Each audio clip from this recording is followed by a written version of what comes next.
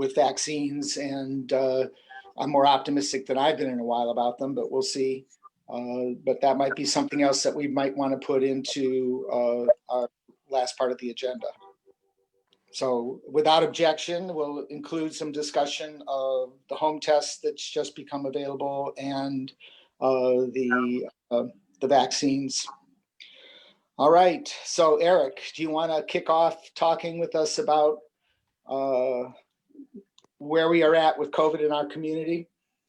Sure, we can do that, Dr. Ross. I'm going to share my screen here. The one good thing about Zoom is we do have the ability to share screens and information. So let me go ahead and do that. Looks like we are up on Facebook now, Eric. Yeah, I do see that. Thank you, Shannon. Amazing job. All right. So as you are well aware, not only Lucas County, but the state of Ohio, as well as most of the country, has seen a significant increase in COVID-19 cases. We are starting to see in the United States an increase again in fatalities. We've been working on trying to stem the tide of COVID infections.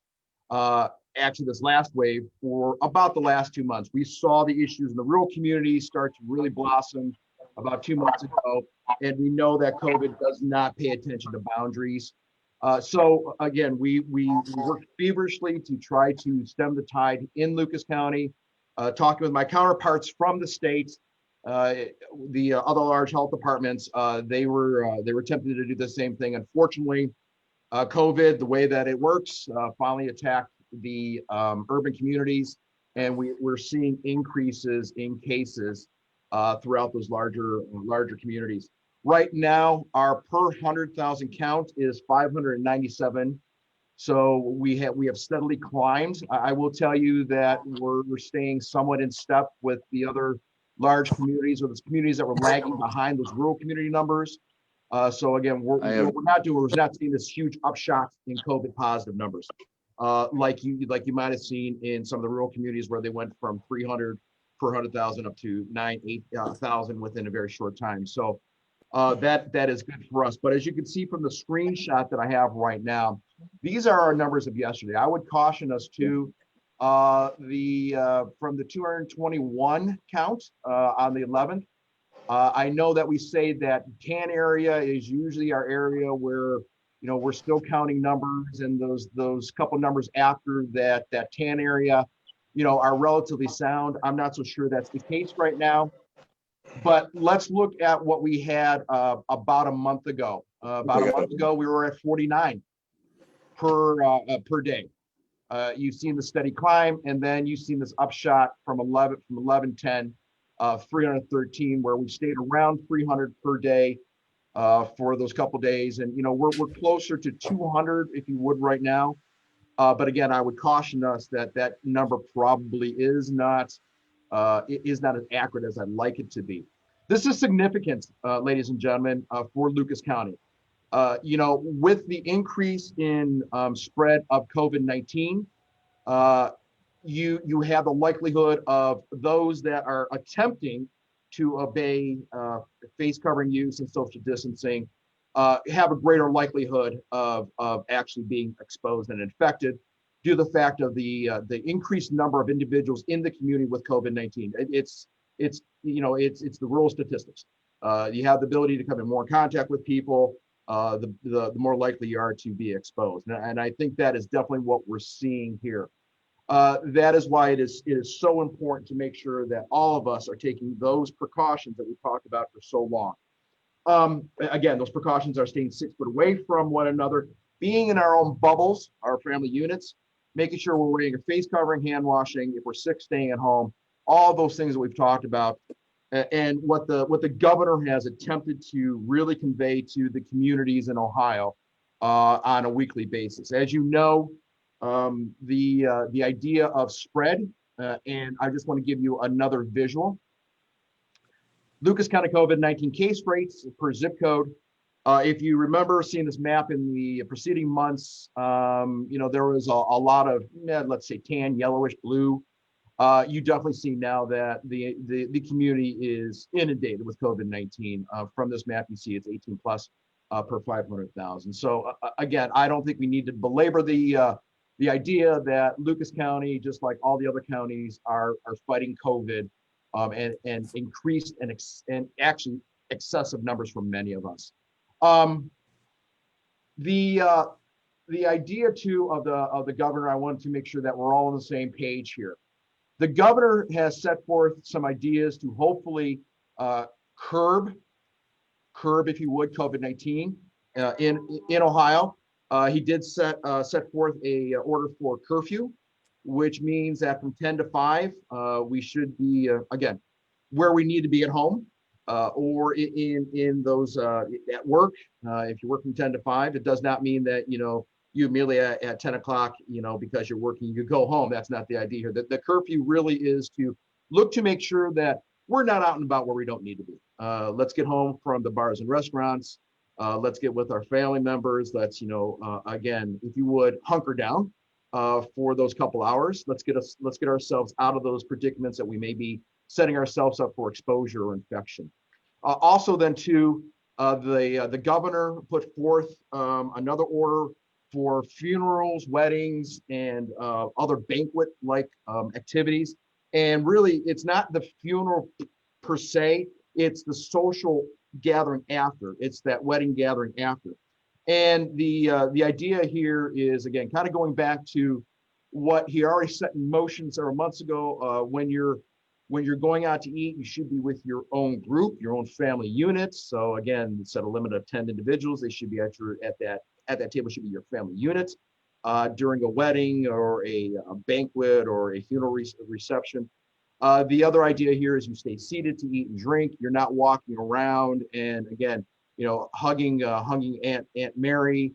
Again, talking to a lot of people. Again, this is the idea of not being in those common areas.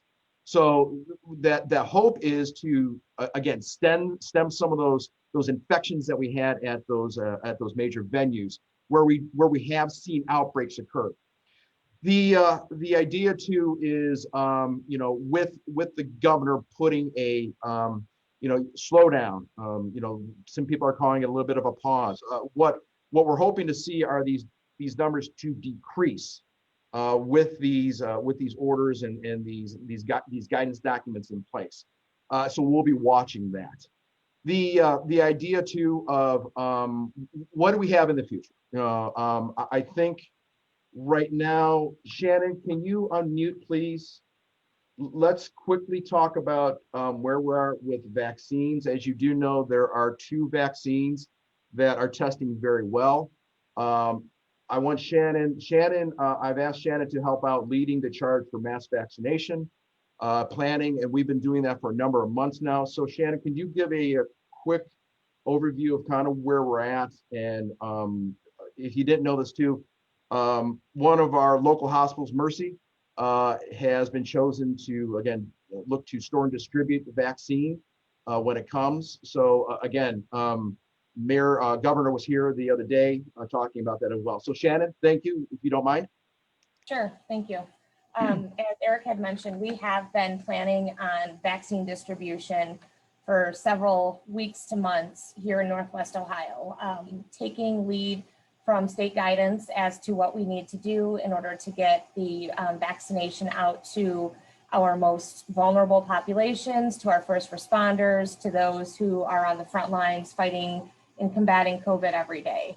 So with that being said, we have a plan in place. We have been working with local partners, Lucas County EMA, several elected officials, law enforcement. I could go on the best way to distribute the vaccine, how it's going to be stored, the temperature that it needs to be at, putting MOUs in place for dry ice to assure that the efficacy of the vaccine is not modified in any way, shape, or form.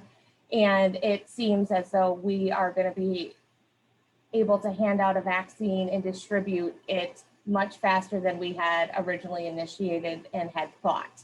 So with that being said, we have been working closely with the Ohio Department of Health on the best way to get the vaccine out. And it seems like every day when we turn on the news or hear additional guidance from the state or at national levels with CDC, we have more and more research, clinical trials. I mean, now we're up to 95% efficacy rate on some of these vaccines, which is absolutely amazing. And we are hoping that we will not have the shortage of vaccines here in Northwest Ohio. So with that being said, we had discussed this a few days ago. After we initially do what is called the Tier 1 vaccination, which is for 1A and 1B population, your first responders, your vulnerable population, your nursing homes, so on and so forth. We are going to have to probably give out close to 100,000 vaccines, and that is right before phase 2. So with that being said, we have several locations that have open pods, which is our points of distribution across Lucas County. When H1N1 was around, we had utilized, I believe, St. Luke's as one of the largest open pods where the flu vaccine was given out, and they were able to give out several thousand vaccines in a short amount of time. I think it was like a 3 to 5 hour span, and several thousand vaccines were given out. So we have a lot of the open pods set. We are still trying to get more closed pods on board to where we can have the smaller institutions and organizations get themselves vaccinated, and then also their loved ones as well. So the more individuals that we are getting on board and lined up for vaccine distribution, the better off we'll be. So we're in a good spot right now. I'm very confident that we will be able to get the vaccine out to those who need it the most, those who may not have access to it if it was a different setting, and then also being able to distribute and push out to those individuals who may be on the fence of getting the vaccine. So with that being said, we're still promoting a flu vaccination for the season, and then once COVID's available, we'll be ready to push that out as well.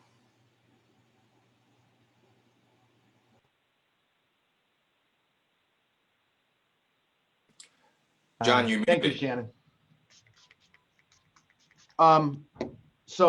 Again, more to come on mass vaccinations.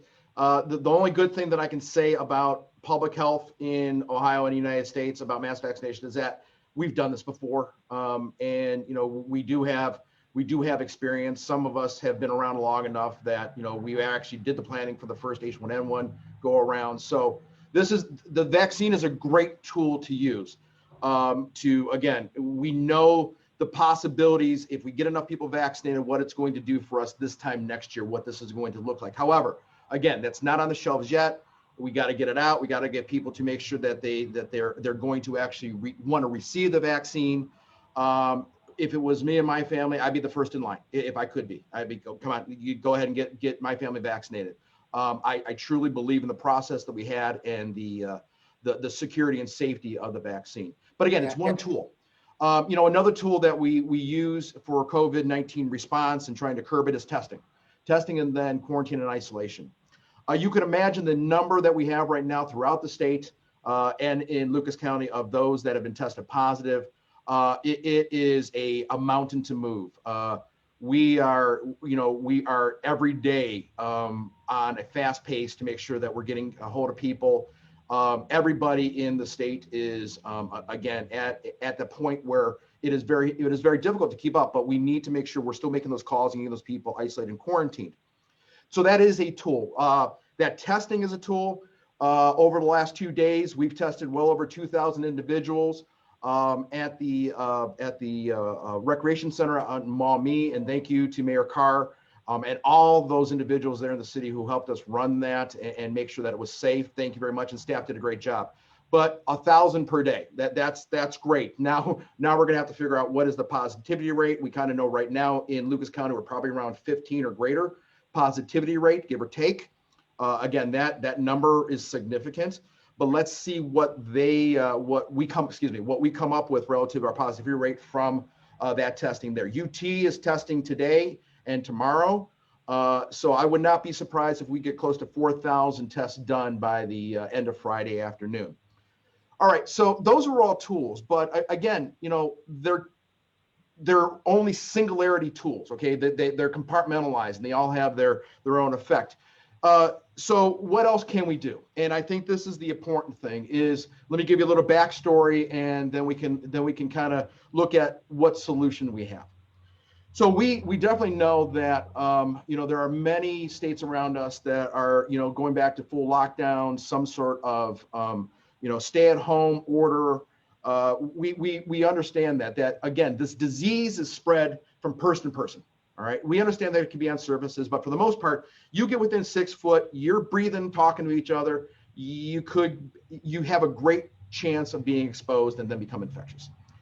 So we understand what's happening around us in Michigan and in other areas. Starting last week, Friday, we started the county here. I started asking about a stay-at-home advisory. Found one that actually Chicago did. Over the weekend, this ballooned into just not Lucas County wanting to do some sort of stay-at-home advisory or something else that we could do, another tool in our toolbox. It then started to balloon into the 6 other large health jurisdictions and urban areas started talking and going, to get the biggest bang for a buck, to understand that, again, if just one does it, it really doesn't do anything. Again, we want to stem the tide. So a very long process and story. I'm going to try to shorten this as much as possible. Over the weekend and the beginning of the week, there's been significant calls made through public health, through county commissioners, through the mayors of these major urban areas to try to come up with something. Again, understanding that each locality has certain specific things that they have to deal with. An advisory, again, it's not an order, advisory would need to be somewhat tailored for each locale, but the overarching principle is to have everybody sing from the same songbook. And what I've done is worked with our local jurisdictions. Shannon has been a great liaison here at the department with some elected officials. We've been talking, and we have a stay-at-home health advisory that's been created. And let me go ahead and share my screen again. And I did send this out to the board for their perusal. I will tell you, I did add one section last night, but let me kind of walk us through this so that we're all kind of understanding how this is formatted and what does it mean. The whereas, again, as the resolution states, is a lot of the background. We're at increased cases. We're trying to preserve really our hospital capacity, and let's face it, that's what we are trying to do right now. We need the amount of infection in the community is great. We understand that, and we're going to try to curb that, and we need to, because if we don't curb that, we are going to threaten our hospitals. We truly understand that the virus is spreading quickly. We do want to protect our loved ones, but we need to change our behaviors. And that, again, it really, truly is important for us to understand that we need to follow the guidance, the orders, the directives, the advice of those individuals and agency organizations that have already set forth those things to make sure that, again, we change behaviors, we do the right things so that we can decrease the amount of virus in the community. This stay-at-home advisory really is a guidance document to really get people to understand and rethink their behaviors and what they're doing. So what we're asking is, coupled with the curfew from 10 to 5 that the governor's put out, what we're trying to do is say to the residents of Lucas County, if you don't need to go out, don't go out. I'm very liable for this. Since kind of we relaxed and we've done a little bit different things since the actual first shutdown. I went to the store a couple times a week when we were shut down, and up until probably 2 months ago, we were going once a week. But now, hey, I forgot milk. So I make multiple trips someplace sometimes. We need to change our behavior so we're not doing that. Let's go out once a week if we can. Don't go out to the bars and restaurants that we've been talking about. Again, that's another place that can really hurt us unless, again, those bars and restaurants again, have taken those steps to make sure that, again, they are extremely safe. The idea of, takeout dining and things of that nature, let's go back to that. Again, don't gather specifically at Thanksgiving, which again, we've been strongly advising this. But again, don't do any necessary travel. You know, I travel for Thanksgiving to Cleveland and Pittsburgh. I'm not doing that this year. My family is staying at home in our house. And again, we'll be calling and Zooming with other family members. Unfortunately, again, I have not seen my extended family since February. And so believe me, it is tough on my family, but it's something we need to do. You know, again, let's take a look. You know, don't have guests in your house unless they're, you know, essential employees. You're getting something fixed, something's coming in. And then you take precautions, wear face coverings, make sure they're wearing face coverings. You know, again, cancel those holiday gatherings. Just remember, we have Thanksgiving, but we also have other holidays in December, which we all celebrate. So think twice about those holidays. Again, you know, gathering together is extremely risky right now. It's more risky, if you would, than it was a month and a half ago. It's riskier than it was 2 weeks ago. So we continue to increase the risk and possibility of becoming infected and exposing individuals. You know, there's a lot of ideas out there. You know, there's things on our website to, again, direct people on how to have a safe holiday. The main thing here is to make sure that if you're going to have people over, or you're even out and about, you're staying 6 foot away from people, you're wearing a face covering as much as possible. You know, dinners need to be different. You know, no, not everybody should be passing the mashed potatoes. I mean, these are all things that, you know, again, we need to think about how to limit the interaction between individuals, make it further away, and then protect ourselves.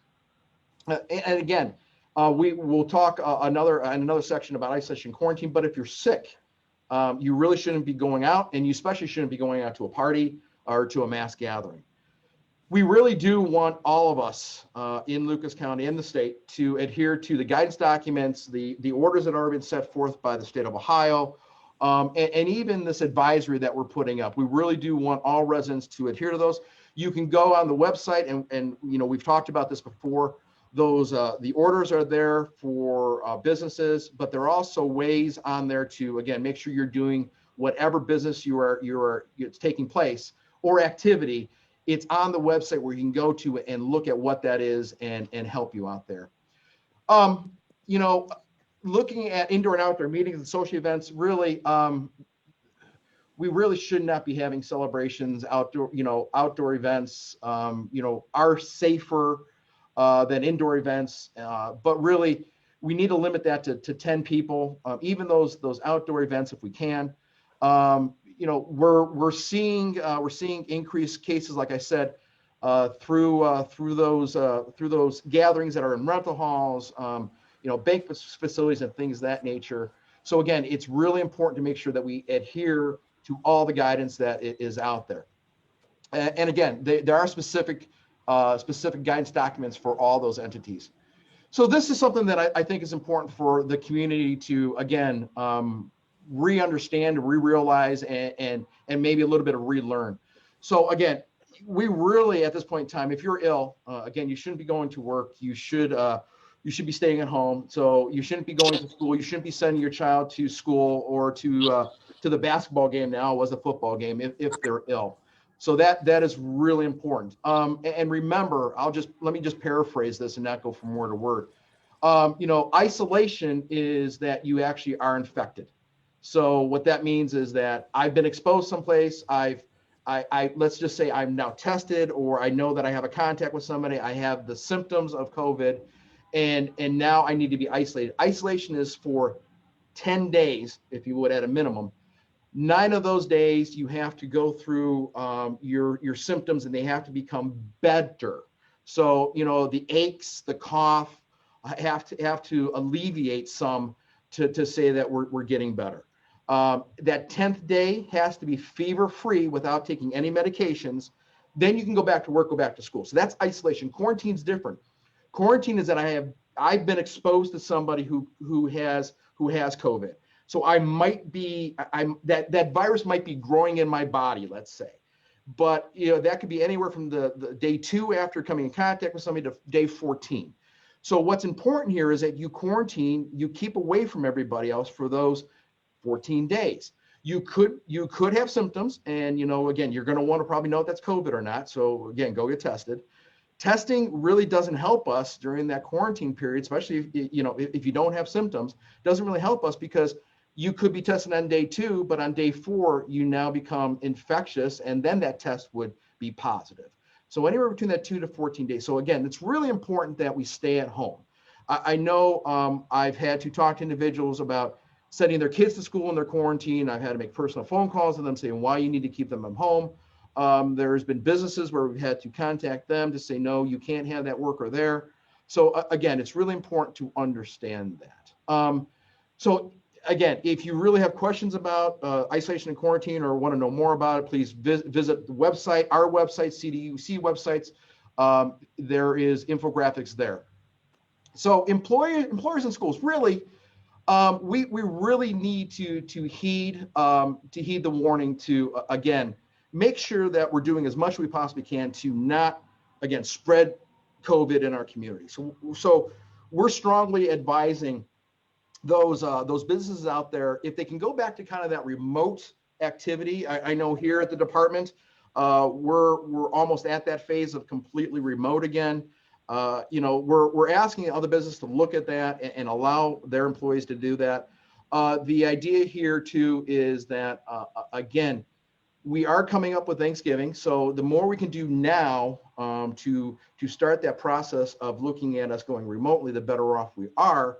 That the idea here is less disease we might have in our facilities after Thanksgiving.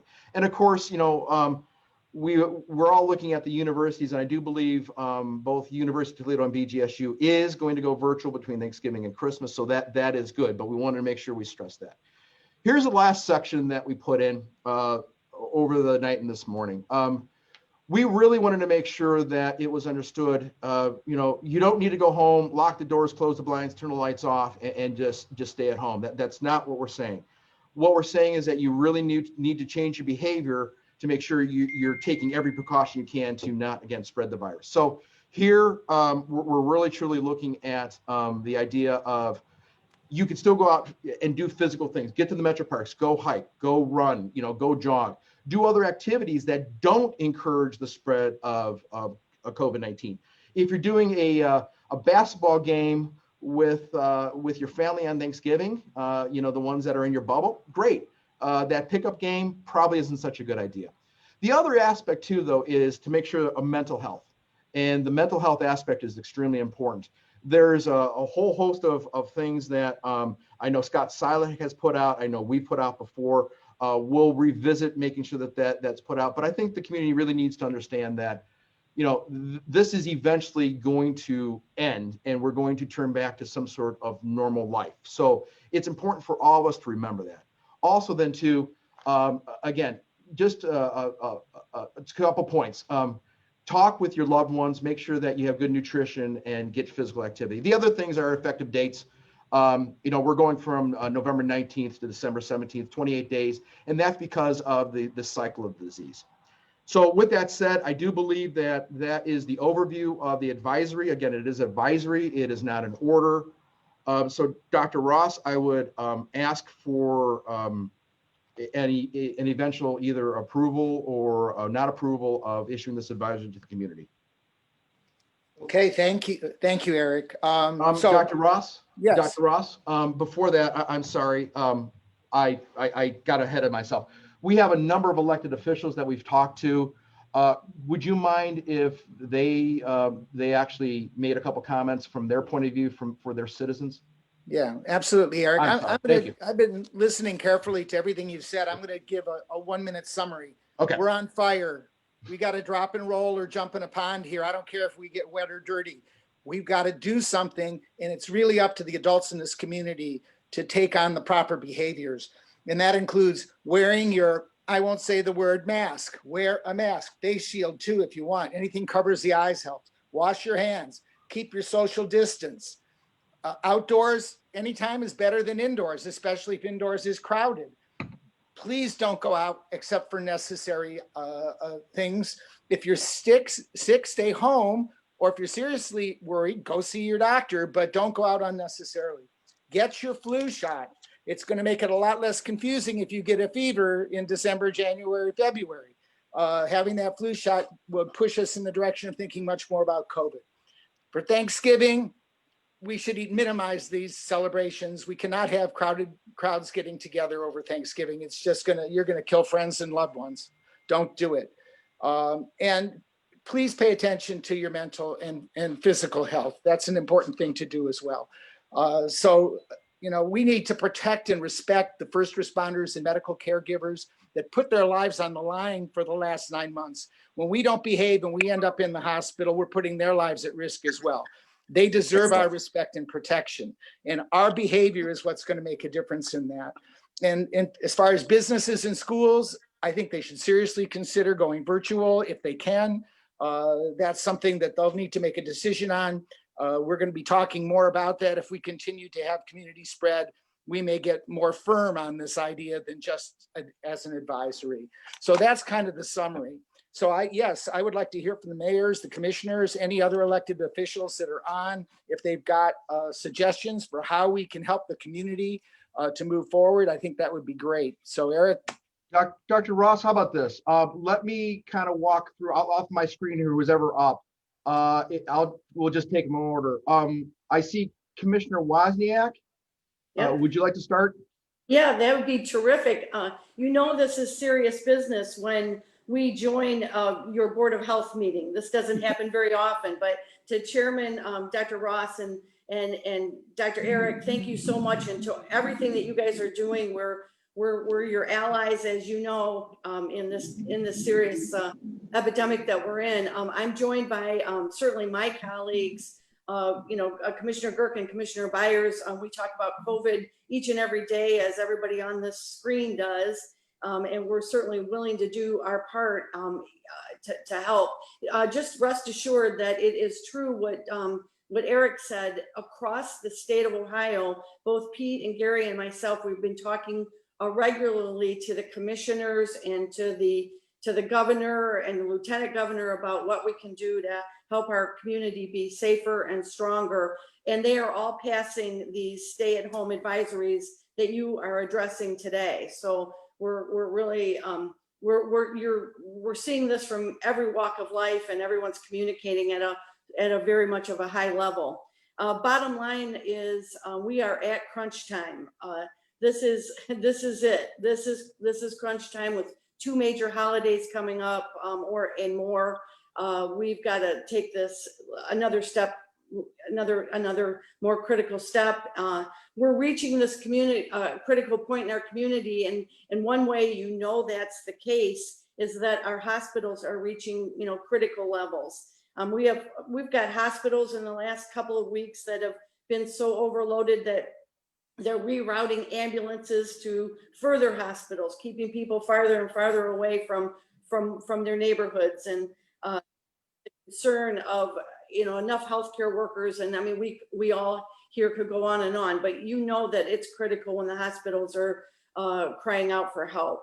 The decisions that we all make today take several days to take effect. So we need to act today, and we need to act mindfully, because it takes a long time to show the impact of the decisions that we make. So essentially what we're doing is we're asking everyone in our community to be the everyday leader, not just the people on this call, not just the mayors that are joined here today, who we're so proud to be working with them, but everyone is an everyday leader, right?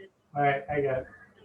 And so we need to make decisions, we need to make decisions by ourselves and for our families and for our loved ones.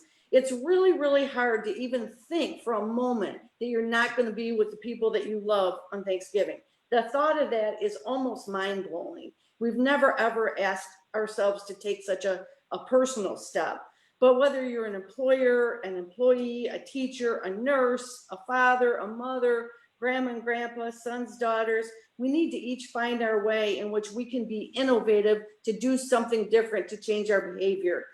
This is a one-time type thing. You're burdened by the last several months, but we're coming to the end of this new way of thinking and behaving. But at the same time, if not now, we may regret some of the behaviors and moves that we make. So bottom line is we can protect each other. We personally can protect each other. And we've got to be mindful of what we're going to do in the next several weeks to really know that you're healthy, your family's healthy. I took the steps. I was part of the solution. And I worked really, really hard with everyone to, you know, to just know we did our part. So thank you. We're excited about your passing this resolution today, and we support this move. Thank you, Commissioner. Next on my screen is Mayor Kepakevich. Would you like to comment? Yes, thank you, Eric, and thank you for the invitation to be here this morning.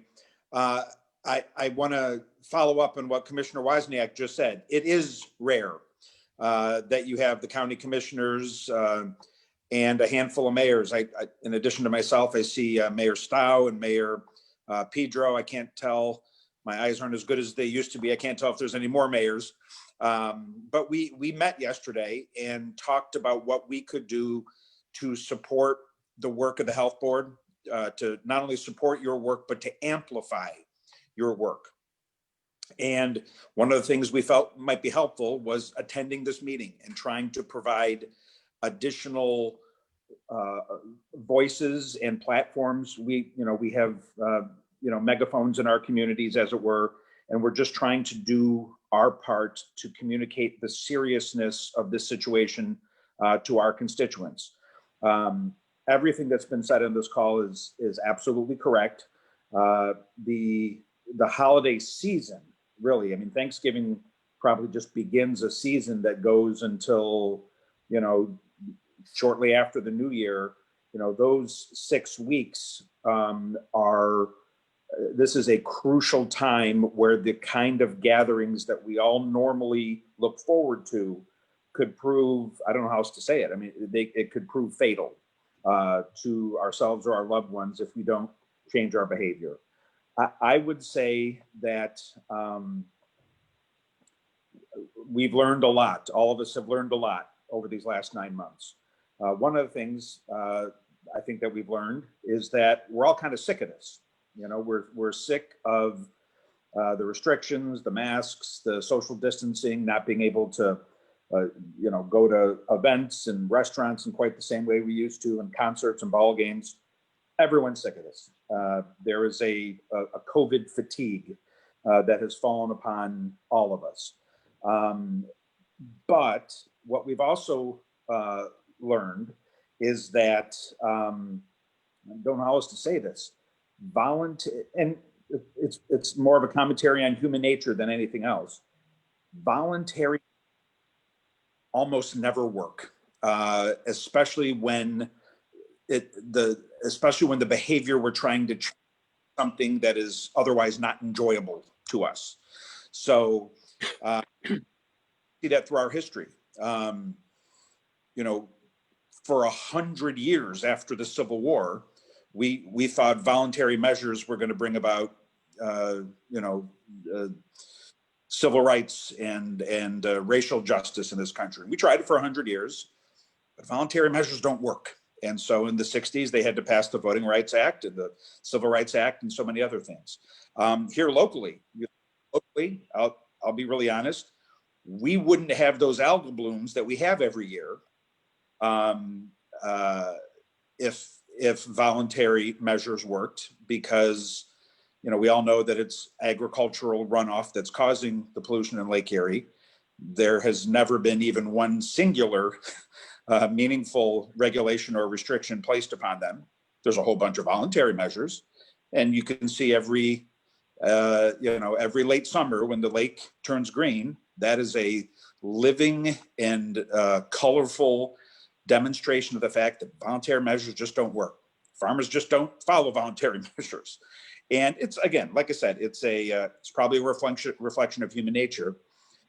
The voluntary measures that we all wanted to this year, they've had some success. Don't get me wrong. There have been periods during this journey where we have flattened the curve. But when you look at the numbers, in some ways, we're not only in as bad a shape as we were in March. We are worse off in some ways. We are literally, after 9 months, we're worse off in a lot of ways. So I'm here to support your work and to amplify it. I know that the resolution you're considering today is still a resolution of recommendation or strong recommendation. But I also know that the board, and this is a decision that only the board can make. I also know that the board is at least considering the possibility of an emergency meeting in the next week to turn these strong recommendations into orders. And it would not surprise me if the board got to that point, and it wouldn't surprise me if these recommendations regrettably have to be turned into orders, because my understanding of human nature is that sometimes that's what it takes. And so I support you. The people of Toledo support you. We do want to get through this together, but we're running out of time. We're running out of time to show that we can do this ourselves. And we may need you to save us from ourselves here in the next couple of weeks or so. So thank you for what you do. And we're just here to show our support and to loudly communicate to the public how serious this is. Thank you, Mayor. Mayor Stahl, do you have a few comments? I do. Thank you, Eric, for letting me in. I want my residents out here in Sylvania to know that this is in our community as well.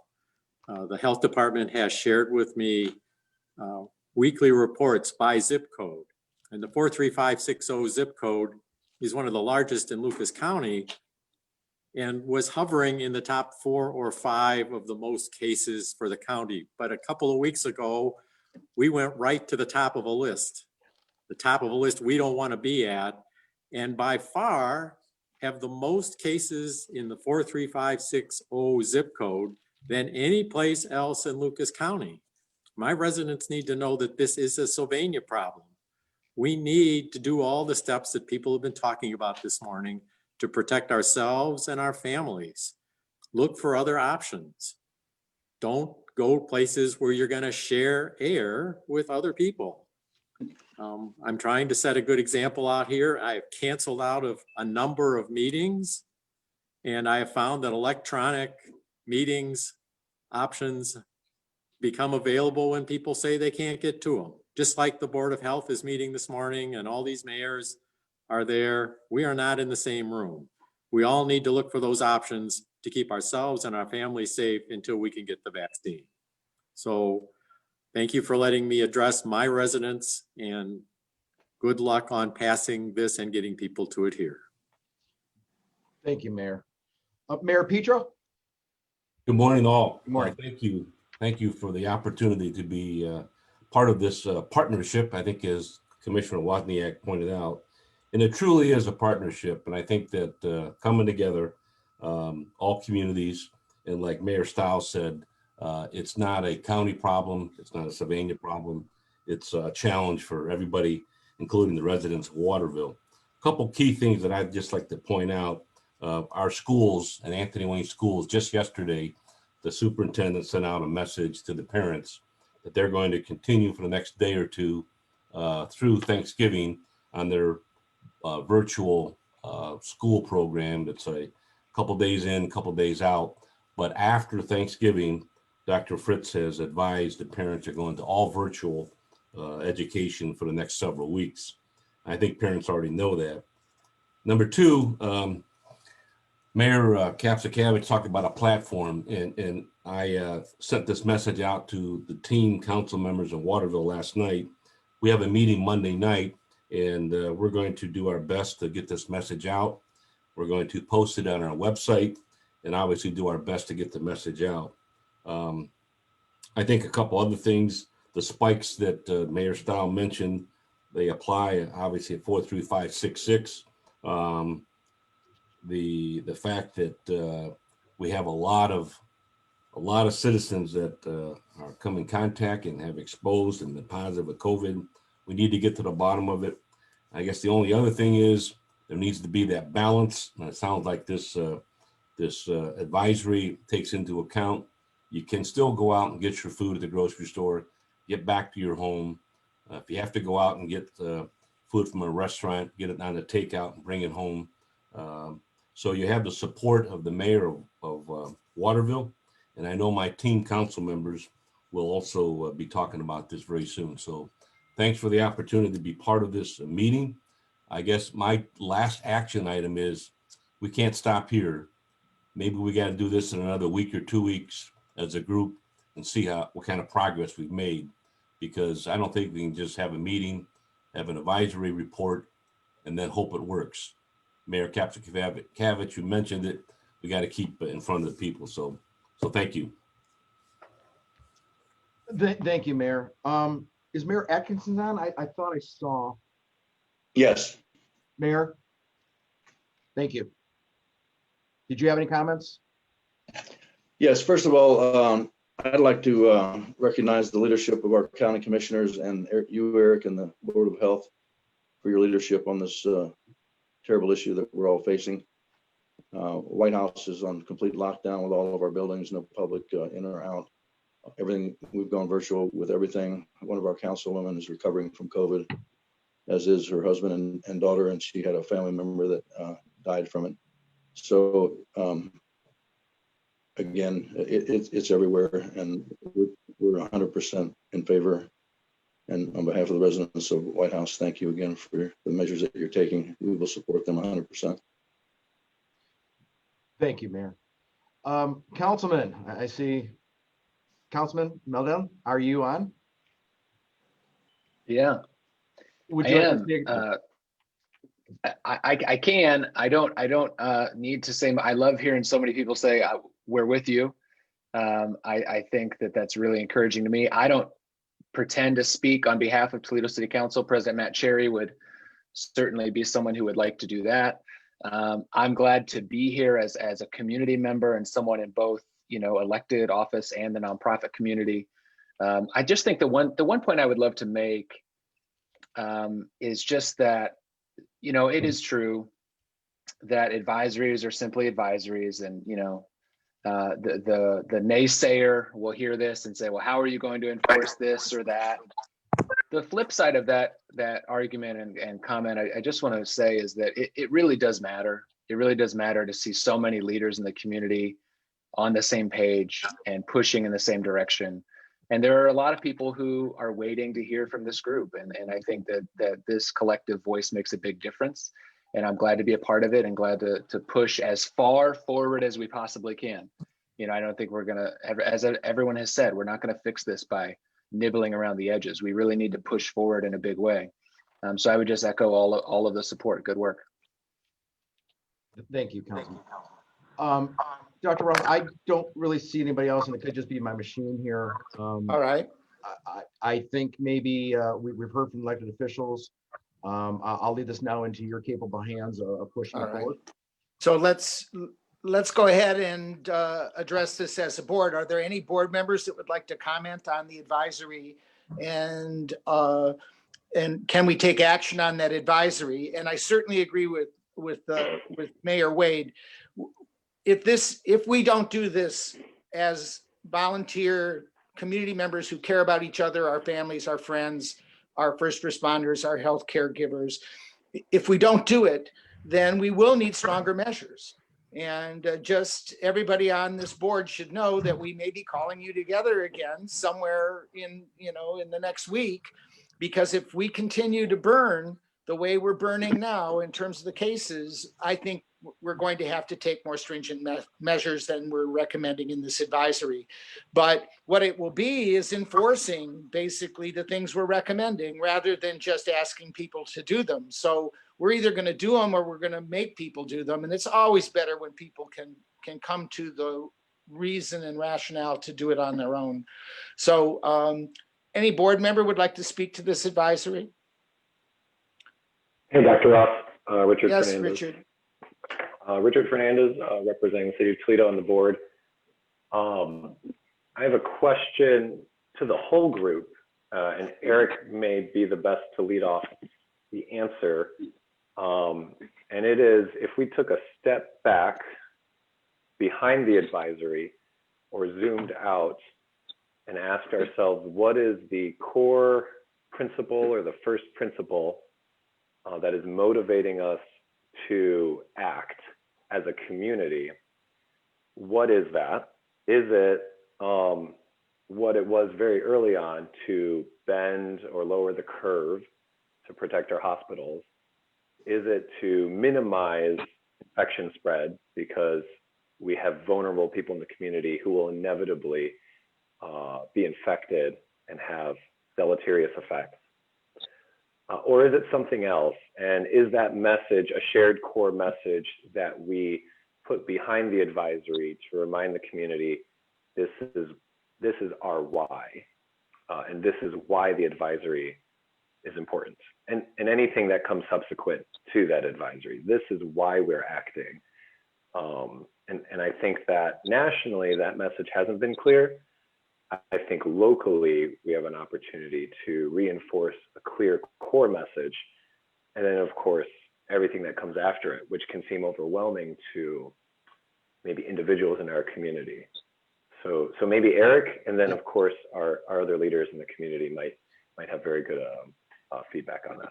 Dr. Fernandez, it does oscillate. The message and the meaning for the message does oscillate. If you were looking, 2-3 months ago, it was to decrease cases in the community for a whole host of purposes, but we weren't to that level where we were seeing significant spread. So we were trying to maintain a lower amount of disease in the community, just in general, with the underpinnings of these. And now the current concern, it is a threat to our medical facilities across the state. We were already seeing that has to be a priority at this point in time.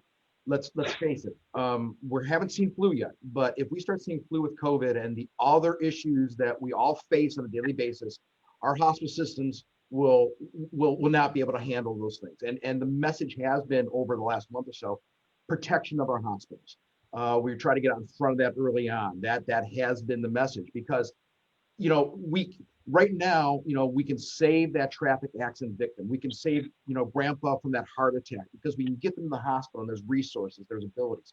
We don't want to be to the point where, we'll try to save your sister who was that auto accident, but we may not be able to because our hospitals become inundated.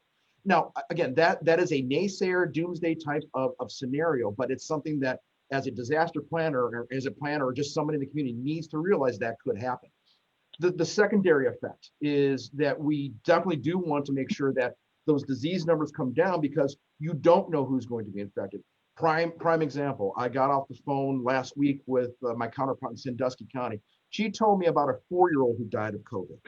Would you expect that? Because we're hearing 70, 80, 90-year-old, they're in long-term care facilities, but you don't know who is going to be affected, infected, and then have subsequent severe reaction to COVID, to the point of dying. So again, you don't know that. Yeah, I keep on saying that, I keep on hearing that, the disease is, you can recover, what is it, 90, 99%, recovery rates, and, fatality rates very small. But if it was one of your family members who passed away from COVID, do you think that's a pretty big number? Yeah, you do. So that is the message that we have been sending out. That's the prime message that we're getting from the Ohio Department of Health to make sure we're pushing out. And anytime that any of us get onto the media platforms, those are things we are stressing. Let me take that a step further. You heard about the COVID defense teams. We've had a COVID defense team here in Lucas County since March. And many of those individuals who were just talking have been on that team. We've actually went back, relooked, and said, who do we need to recycle in the team who has not been on, or who can we get on to actually look at being influencers in the community with our message? And actually Shannon's on. She's leading that charge because of the PR aspect that she has. But Scott Sands, one example, he is, he actually is now overseeing all the iHeartRadio 77, some of them for a couple states now. He's on board. We have other individuals who are looking to message specifically for individuals. So these are the messages we're carrying forward. We're looking at different venues to communicate with the ways and means to communicate with individuals that maybe not hearing the actual message. That 24-year-old is constantly going to the bar. So I hope that helps, Doc. Maybe I'll make a comment here because Richard asked a more fundamental question, and I think he's, as usual, very insightful. There's a core idea here for all of us on this board and for every elected official that was on this call, and maybe for some of the other people who may have had military service or others. I mean, we took an oath. We took an oath to protect and serve the health and well-being of the members of our community. And we're trying to give our best advice based on the best public health science and medical science as we understand it. That's what we're about. So this advisory actually is an advisory of love. That's what this is. This is about loving our community, caring about our community, and having taken an oath and a promise to do the best we can to improve and protect the health of the people in Lucas County, in our municipalities within Lucas County, in the state of Ohio, and in the nation. So I think that's the core. The core is, this is a message coming from the fact that we love where we live. We want to preserve and protect and improve the place that we live. And we're asking people to do stuff that's hard, but all through our history in this country, when it's come time to do hard things, we've stepped up and we've done them. And so from that perspective, I think that's the core that I'm looking at, Richard. I don't know if that's where you were going, but people need to understand that the reason that we're taking these steps is from that perspective. It's because we care and love each other, care about and love each other. That's basically the core idea, I think, that I'm coming from and where my advice is coming from. And in all honesty, if we have to enforce that, because I care and love my community, I'm willing to use whatever enforcement powers we have if we must. And I think that's where I'm coming from. So I don't know if that's where you were going, Richard. You can chime back in if you want, but I think that's the mile high view from my perspective. It could be something different. We could have had a different plague. We could have had a different issue in front of us. That we still had to make these difficult decisions. But that's why we took these positions on the board. That's what the people who are working within our department are trying to do. We're trying to protect and improve the health of our communities, the health of our state, the health of our nation. And we're trying to do it based on our best information from public health science and medical science. And so that's where we're coming from. And we're doing it because we love where we live and we love our friends and neighbors and families who live here with us. So that's my little speech, I guess. But I don't know if that hits where you were going, Richard, or not. I think it does, Dr. Ross. I guess I was thinking a little more on the lines of like, are we in a mitigation strategy or a suppression strategy? And if it's mitigation, what's the target goal? Because I think the national conversation is what is a suitable trade-off to our community? What is the goal we're trying to achieve? And can we measure that goal so that we can tell the community, hey, we're doing it, let's keep it up. We've kept the ICU capacities, tolerable. We've kept hospital overall capacities open enough. We are doing it. Or we're not doing well enough. We need to be more aggressive. And so if we have that clear that clear message and that core strategy, then it seems to me that everything else trickles down and it becomes easier to visualize our tolerable trade-offs. Dr. So Ross, that's where I was going, but I think you did answer that. Let me do this for Dr. Fernandez. You need to be under 100,000 100 per 100,000 cases. That does a couple things. One, it alleviates the stress on public health and quarantine and isolation issues. It reduces the ability for this disease to spread. And then it is a sustainable number that the hospitals can actually, work. So if we're trying to drill down to something that's very tangible, then we got to get under 100 per 100,000. That's where we need to be. We really want to be about 20. But we weren't even able to see 20 since before June. So we've seen 25 and 30, but we need to be at 100 or below. Does that help? Yes. And I think I'm going to ask Matt Hireman to make a comment here in a second. I just want to say that Richard used two words that maybe some of the listening public need to understand. One is mitigation, which is where you try to minimize as best you can the spread. The other is suppression, which means that you completely try to prevent any spread whatsoever. I think we've got about a 3-month window here before the vaccines are available. And if we can minimize our cases, and we've got some better treatments than we've had before, we can prevent the most severe complications of this disease, which are deaths and hospitalization, especially ICU hospitalizations, which are terribly expensive. And I think Richard is also posing the question that these actions, having people stay home or a shutdown, have costs. They have economic costs, they've got social costs, they've got mental health costs. All those things are part of it, and we're weighing those things in the way we're thinking about it. But if we can control and keep ourselves in a situation where we maintain the safety by not overwhelming our medical resources again for at least the next 3 months, I think that the cavalry is coming. I think we've got vaccines that are going to work. And if we can get shots into arms, we're going to have an ability to actually suppress, which is to keep people from getting sick and to bring the rapid spread of this illness under control. But in the meantime, all we have are these mitigation strategies, which is to do the best we can, back to social distancing, hand washing, not gathering in groups, not spending long times together, breathing the same air, all the sort of things we just are talking about in this advisory. So I think I understand what you're saying, Richard, but I hope people understand that we're weighing not just lives here. We're talking about the costs as well, and trying to balance those things as best we can. Dr. Ross. Matt, yeah, you wanted to say something, Matt.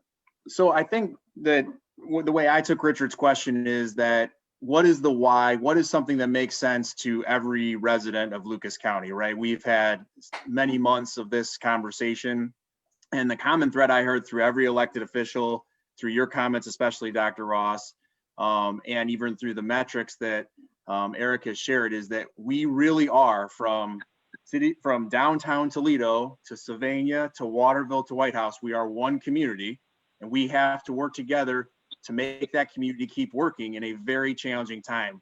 One of the things that I truly believe, having not been born in this community, but come here and chosen this community to be here, is that we really are one tribe of people, right, that are trying to work together. And one of the things that I love about this community is we have people who do unique things in that community.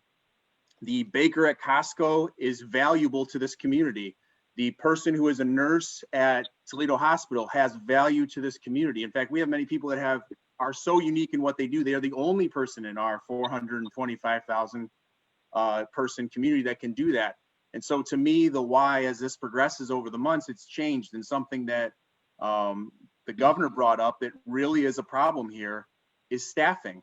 This has to do with, this goes from hospitals to Costco to DoorDash to anything that is an essential service is critical. So it's why that balance between business and safety is critically important, because we need business and we need safety. We need safety to have business, and business helps keep us all alive. That's a fact. So I think the common thread here is we are asking people to sacrifice something in their personal lives, which we all recognize. We're social animals. It's very hard. I'm watching myself and my friends and family members change fundamentally from not having human contact. It's happening. But we're asking people to give that up so that you can come to work. You can do your work in whatever format that is, whether that's virtual or in person if absolutely necessary. So I think the ask is, we're asking every single person in this community to give up, to exchange a piece of their life, which is fun and we all enjoy, in exchange for playing that critical role that we all each have, whether we're a baker at Costco or whether we're a physical therapist in this community, because it's absolutely critical. So I think that's the why, in my opinion, beyond the metrics. And I think that's the leadership issues that Commissioner Wozniak was talking about. I think that Mayor Stow gave an excellent example of just little things we can do to be leaders in our community to make that happen. So I think the why is, we need you. This is not that big of a community. We need every one of you to be able to do the things that you critically do to keep us going. So. Thanks, man. Excellently said. Other members of the board, would anyone else like to comment, or shall we move to accepting this advisory and with the understanding that we may need to put more muscle in it down the road. Just Monk here, just briefly, if those that don't realize it, we are very close to critical mass as far as the hospitals go. The hospitals are beginning to cut back on elective and even semi-elective procedures. So we are very, very close, and it's not very much for the straw to break the camel's back. So, this is critical, and I echo everybody's comments, but we are in a leadership position, and we must assume that position faithfully. And with that, I move that we accept this health advisory as currently submitted, fully recognizing that in the very near future we may make it more mandatory. May need to make it more mandatory. Dr. Ross. Thank you, Dr. Monk. So yes, so further discussion. We now have a motion on the floor, so let's try to direct our comments to the motion on the floor, which is whether we accept the advisory or not. But go ahead, Donna. Yes, this has to do with accepting the advisory. First, Dr. Ross, I'd like to thank you for the comments you made. And I think that because sometimes we forget why we are all here, and it is in the health department's mission and value statements about protecting our community, the health of our community, where everyone lives, works, and plays. So we perhaps need to remind others that that's first and foremost as overriding. However, getting down to the practicalities, number one, we just had some important additions made in the last probably 12 hours, Eric, to this advisory that I think the board I want to discuss a little bit perhaps when this part of the meeting is over. And there are some technical aspects that I think we need. So instead of word by word, I think the basis of it is fine to go ahead, but word for word, I think it needs a little bit more brushing up just today. The other thing, though, on a very practical viewpoint, I heard loud and clear what our mayor of Toledo said about voluntary activity just not working in most cases. So I know people are looking at this, but I think since it looks like we might be moving to more than advice in a short time, to ask at those who've been working on enforcement of tougher advice, more from advice to law, will really keep their wheels spinning and getting someplace, though, in terms of how are we going to make people aware that there are consequences for not following the advice.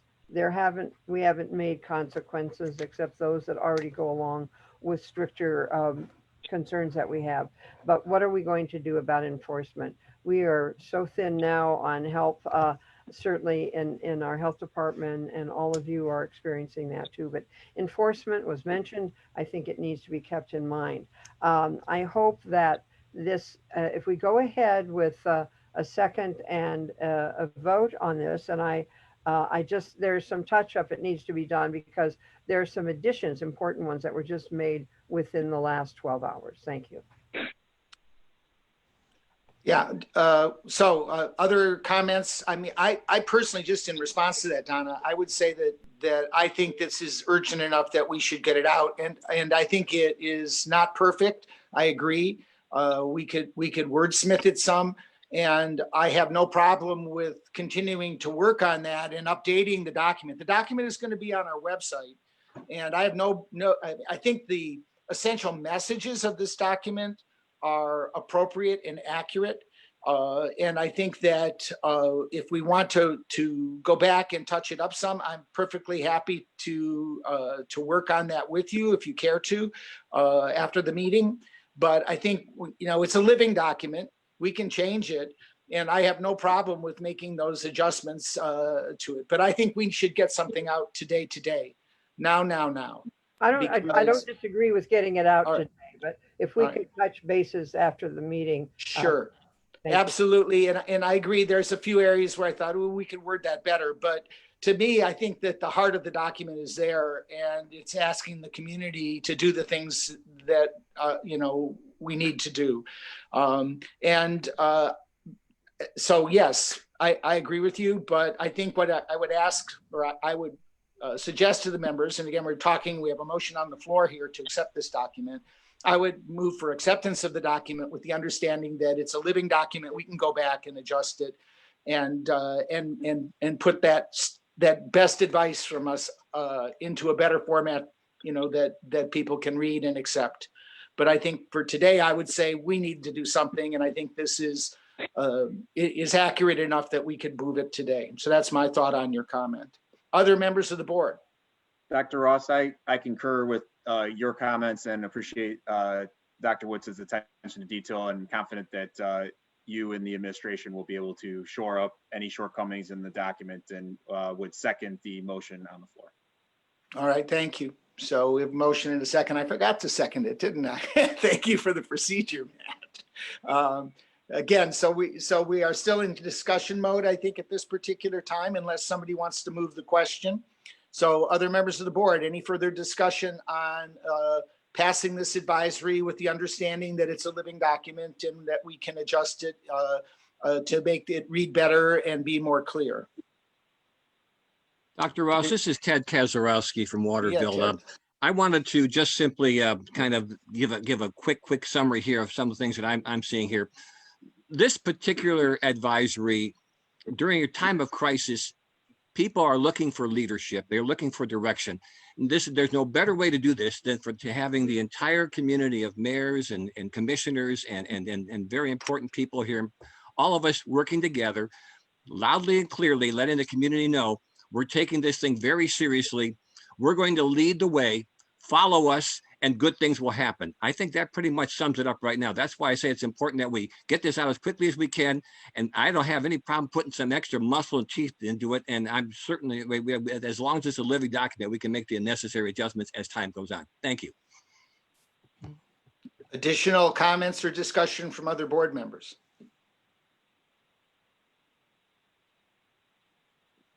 Richard, I don't know if we addressed your original question adequately. I think we did. I think that discussing kind of our core principles and is worth time once in a while, just to recenter ourselves, especially as a community here. But yeah, that was great. I almost gave Matt Hireman a standing ovation, but I would have been out of camera. Thank you for that levity. Other members of the board? I haven't heard from Sue. I haven't heard from Don. This is Sue Postal. I mean, I agree with what Matt said. Don, I agree with, if there's details that need to be cleaned up, but I think it's important that we get this out, get the message out. I love that we have all these people on board here that have joined us today. I think a unified message is exactly what everybody in the community needs to see. So yes. All right. Mr. Murray, any thoughts? This is Don. Thoughts on this? This is Don. Can you hear me? Yes, we can, Don. Okay. I chair the Environmental Health Committee, and the other day at our Environmental Health Committee meeting, I had a certain amount of pushback on that with the going from anything other than a recommendation. However, with the mayor's directive and probably some more shoes to drop in the near future here, I see no problem at this point to go to this advisory. There are a couple of things that need to be corrected in it, but we'll address those as a living document and make sure that it gets out. So I have no objection. I fully support this advisory from the Toledo-Lucas County Health Department. All right, thank you, Don. Who did I miss? Anyone? Michelle. Oh, thank you. I support this. I agree with everyone. That's why I kind of stay quiet, because, I back everybody. I think we were all in it together. So thank you. All right, thank you, Michelle. So would somebody like to move the question? I will. Don Murray. All right. So let's go ahead, and what I'll do is just ask the way I usually do, that anyone who has objection or would like to be and abstain can do so. Otherwise, I will assume it's a unanimous approval. So are there any objections or abstentions from this vote? I think this is a resolution, Yeah. probably requires. Let's do a roll call, Doc, if you don't mind. All right, I'm fine with that. I'm sorry, if that would be better from a, in quote, legal perspective, then let's do it. So for the motion, Fritz Byers, Richard Fernandez, Yes. Colleen Griffin, Matt Hireman, Yes. Ted Kozarowski, Yes. Dr. Monk, Yes. Donald Murray, Yes. Susan Postal, Yes. Dr. Ross, Yes. Barb Serenity, Michelle Schultz, Yes. Dr. Donna Woodson. Yes. It passes. All right. Thank you, Eric. Sure, thank you. So I'm going to go ahead then and try to get us back on target for our agenda. We still have not approved our minutes from our last two meetings on October 22nd's regular board meeting. And I thought there was another set of minutes we needed, or did we get that taken care of at our last meeting? I'm not sure. But Dr. Ross, they were the ones yeah. from the 15th special meeting. Yes. That's the other ones. They're okay. in there. We've got two sets of minutes that we need to approve. Anyway, I would entertain a motion to approve the minutes from October 15th special meeting, unless there are corrections. And again, if there are abstentions or objections, please state. If not, I'll assume those minutes are unanimously approved. I move approval. They're just All right. in and out of executive committee. Okay. All right. Thank you. That Murray will have to abstain. I was not present at that meeting. Okay. Thank you. Any other thoughts here? So we have Donna moving approval. Do we have a second for that approval? This is Richard. I'll second. All right. Again, all in favor, or maybe I should say again, without objection or abstention, further abstention. I heard Mr. Murray say he wasn't there, so he abstained. So those minutes are accepted. How about our minutes from October 22nd? Dr. Ross, there were some questions that Dr. Woodson sent to everyone this morning. They were mainly just some grammatical things and filling in a section about the medical students. Everyone should have received that this morning from her. I went ahead and moved that into as a corrected copy. So you'll see those in your email. None of them made any material difference. Yes, yes. So there weren't any real questions. They were just suggestions. And again, no material differences, but I wanted to get them out early to save time, so I'll be quiet. Thank you, Donna. Appreciate you hawking this for me, because my detail on this is not always the best. So much appreciated that you spend your time helping us with that. So with the understanding that there are some grammatical and additional changes that came just this morning to our minutes that will be put in the corrected form, I would accept a motion from you to approve the October 22nd minutes with those changes. So moved. Don. Okay, so I didn't catch who was the so moved, but I heard Don as second. Who was it? Oh, Monk. Thank you, Dr. Monk. So Dr. Monk and a second from Don Murray. So without objection, again, we will approve those minutes. Any objections or abstentions? All right, those minutes are unanimously approved. Kevin Pittock, you're up. Are you still here, awake? Kevin, I'm awake and I'm still here. Oh, good, Kevin. I don't know. I mean, that's a long wait for you. That was I guess you're paid to be with us. So tell us about our legal situations that we should know about, please. Well, I do have a relatively brief update for this month, and it's, I guess, good news. Perhaps it's unrelated to the coronavirus. Oh, good. Good. It actually concerns the city of Toledo's lead paint ordinance. I don't know how many of you remember, but once upon a time back in 2016, the city of Toledo enacted a lead paint ordinance that required the owners of rental units that contained either one to four family who resided there to obtain a lead safe certificate, not lead free, but a lead safe certificate. And under that 2016 lead ordinance, the health department was tasked with administering and enforcing it. As it was about to go into effect, there was a lawsuit that was filed, and the Common Police Court initially found actually they issued a permanent injunction barring us from doing that. We appealed that because we believe that the law permitted the health department to enforce the city of Toledo's lead ordinance. In the meantime, the city changed its lead ordinance to remove the administration and enforcement by the health department. And then ultimately, in lawsuit terms, it took roughly a year and a half, but we got the trial court's order reversed. There is now permissible for the health department to go ahead and administer and enforce the city's lead ordinance. What the city has done, they've enacted a third version, which now brings us back to where we started. The health department now has the ability to administer and enforce it as long as there's a contract signed that's approved by the city and by the board. I had conversations in the last week with the City of Toledo Law Department. We're working on that contract now. I shortly anticipate that there'll be a contract for the board to approve. I don't know if it'll be next month. It'll be relatively soon for the health department to go ahead, administer and enforce the brand new 2020 now City of Toledo lead paint ordinance. All right. So that's where we're at. It's very good, Kevin, because as you know, we are lining up resources to begin to work on this issue of lead paint. So it's good news that we can contract with the city to both do the lead paint abatement and to enforce it if we need to.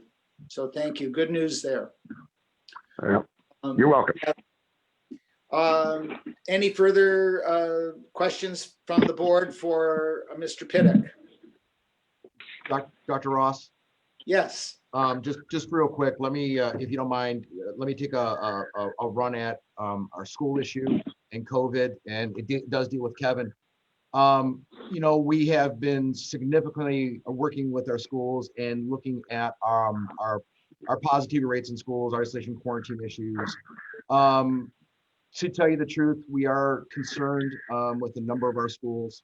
You know, several of them have already went to a virtual format. As we go over the next couple days to a week, we really need to take a deeper dive into what is happening at the schools, what's happening in the community. I know that we did a recommendation a while back for schools to go virtual. I would suggest that we might need to come back within the next week or so and seriously look at probably a recommendation, but maybe even more of an order for schools, and to frame that in such that right now, looking at our concerns, our elementary schools K through 6 could go to school, be in whatever modality they're in right now. We would be looking at 7th to 12th grade, actually going virtual, starting you know, sometime after Thanksgiving and going to the first year. But again, I wanted to just make sure that the board understood that we were looking at that. So we're talking with the school systems, and again, trying to figure out what is the best thing to do for the community relative to the schools and for the spread of COVID. So I've been working with Kevin on that, and we'll continue to work on that.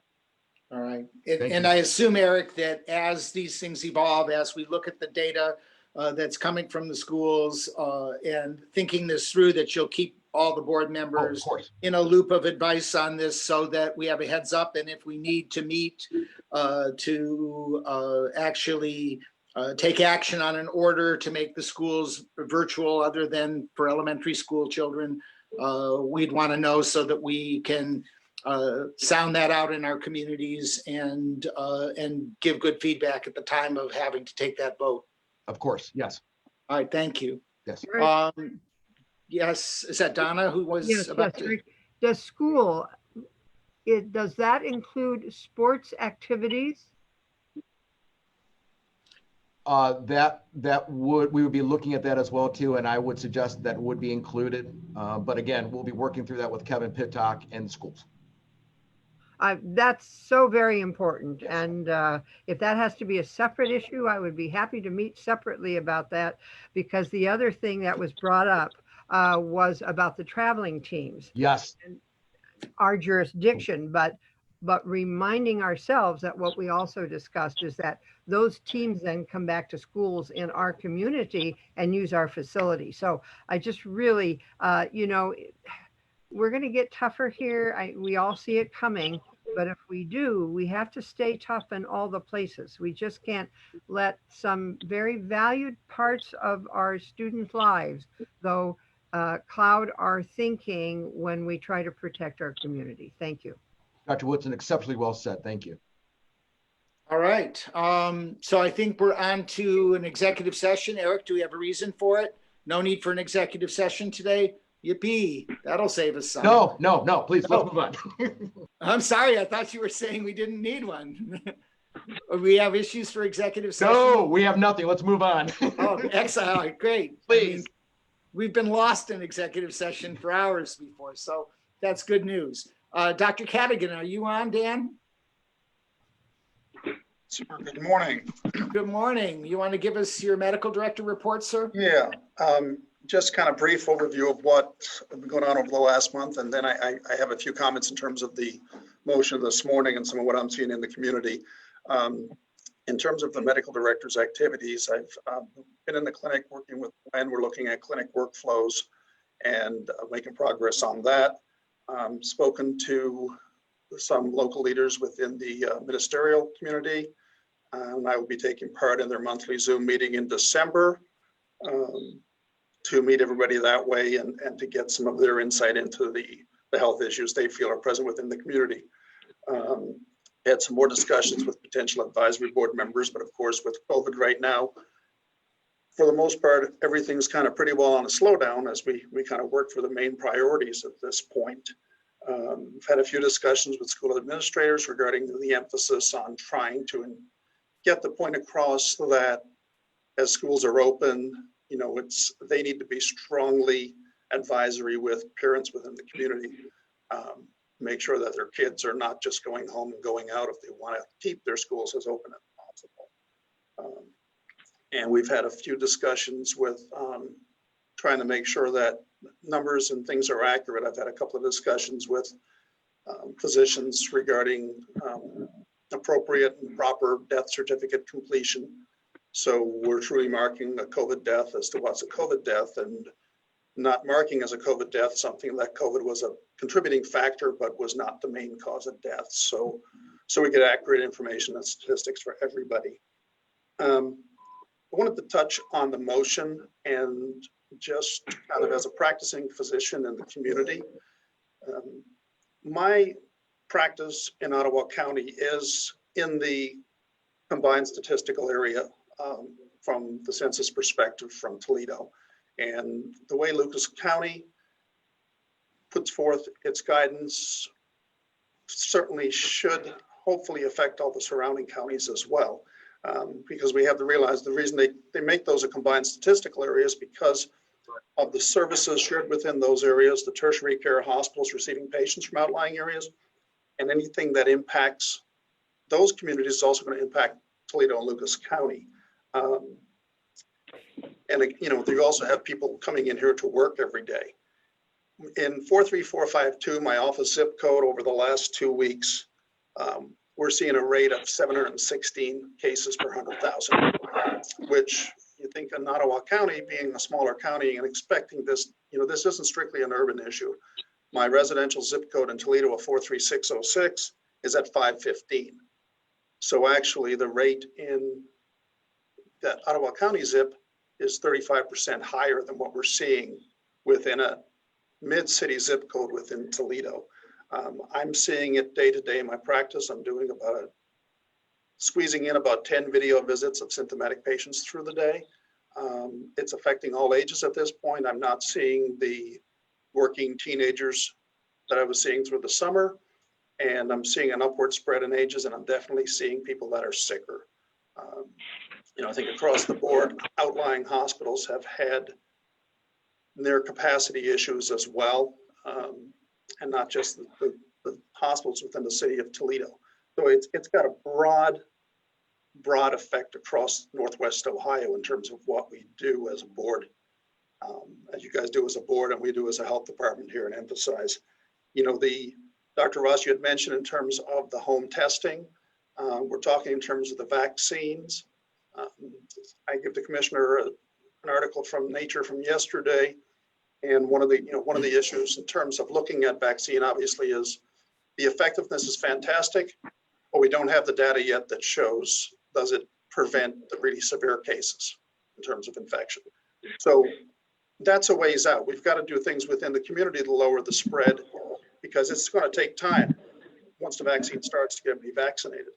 The home testing from Lucira that was approved yesterday, they anticipate being able to have 50 to 100,000 kits out initially. It's expected to cost about $50 a kit, and it's going to require a physician's prescription. So in terms of actually getting good testing at home within the community, it's pretty sensitive. Positive predictive, negative predictive are very good. But the issue becomes how many people are going to be able to access that financially. And they're anticipating that kind of being able to get widespread usage of that, it's probably going to be late spring. So, we've got to have those mitigation measures in the meantime to keep everything from being overwhelmed. So I definitely, as a practicing physician, I definitely appreciate, the motion from the board and the leadership from the board in terms of doing that, because I think the only thing we can do, everybody's goal at this point is normalcy and trying to keep the economy as robust as possible, but we can't do that if there's extreme widespread within the community. So in terms of the motion, definitely, fully support everything that's been brought up by the commissioner and the board with regards to that. Hopefully we see numbers go down, but I don't think we're going to see numbers go down for a while until we limit the contacts. And what I'm seeing in my office is not the spread from, the cases I'm seeing are not cases that are originating predominantly in bars, restaurants, and other areas. It is the contacts within the family group and the neighbor groups, which I think we've emphasized on that and trying to keep those numbers down. So that's all I have to say at this point. All right. Thank you very much, Dan. I'm really glad to hear that you're about an hour before your first interview. Just hop on that meeting and see if anything newsy comes out with schools while they're talking about that, if you can. Okay. Okay, thank you. All right, so Amy, Kaylee's hopping on and listen. Amy, thank you. Sorry, Doc. Yeah, it's okay. I was glad to hear that Dan is interacting with the ministerial community, because we're going to need their support as well. I don't think anything could be more important than a sermon this Sunday about how to celebrate Thanksgiving. I mean, I think if they can back up our message, it's that much more powerful. So I'm really glad to hear you've made those contacts, Dan. I think that's excellent work. All right. Well, we've got committees to report. So Ted and Tina, if you're on, do you want to take on the audit finance report? Doc, we have to do a public hearing for the fees. So thank you. that would wasn't, be. I had that later in my list, but that's okay. We can do it. I had it under environmental, but that's okay. If you want to move environmental health committee up to do that, then We usually do the hearing first, and then we'll all right, do. good. So Don and Dave. Right. All right, so let's move that up the agenda. Let's do the hearing on the fees for food, swimming pools, body art, campground programs. Okay, and this is Don Murray. I chair the Environmental Health Committee, and the first thing I need is a motion to open the public meeting for the 2021 environmental health fees. So I have a motion. This is Richard. I so move. I have a second. Thank you, Richard. Second. Second. I'll second. That's Dr. Monk. Okay, Dr. Monk, thank you. All in favor, say aye. Aye. Aye. Or Aye. Aye. Opposed, same sign. Motion carried. Okay. The fees, this is the third reading and this is the public hearing. First of all, I would ask Health Commissioner Godzinski if there's any additional corrections to that published proposed fee program, or either that or defer to the Environmental Health Director, Dave Welsh. Actually, as of 8 o'clock, there was no updates, but David, since then, do we have any updates? We have not. These are the same fees we set for the third reading.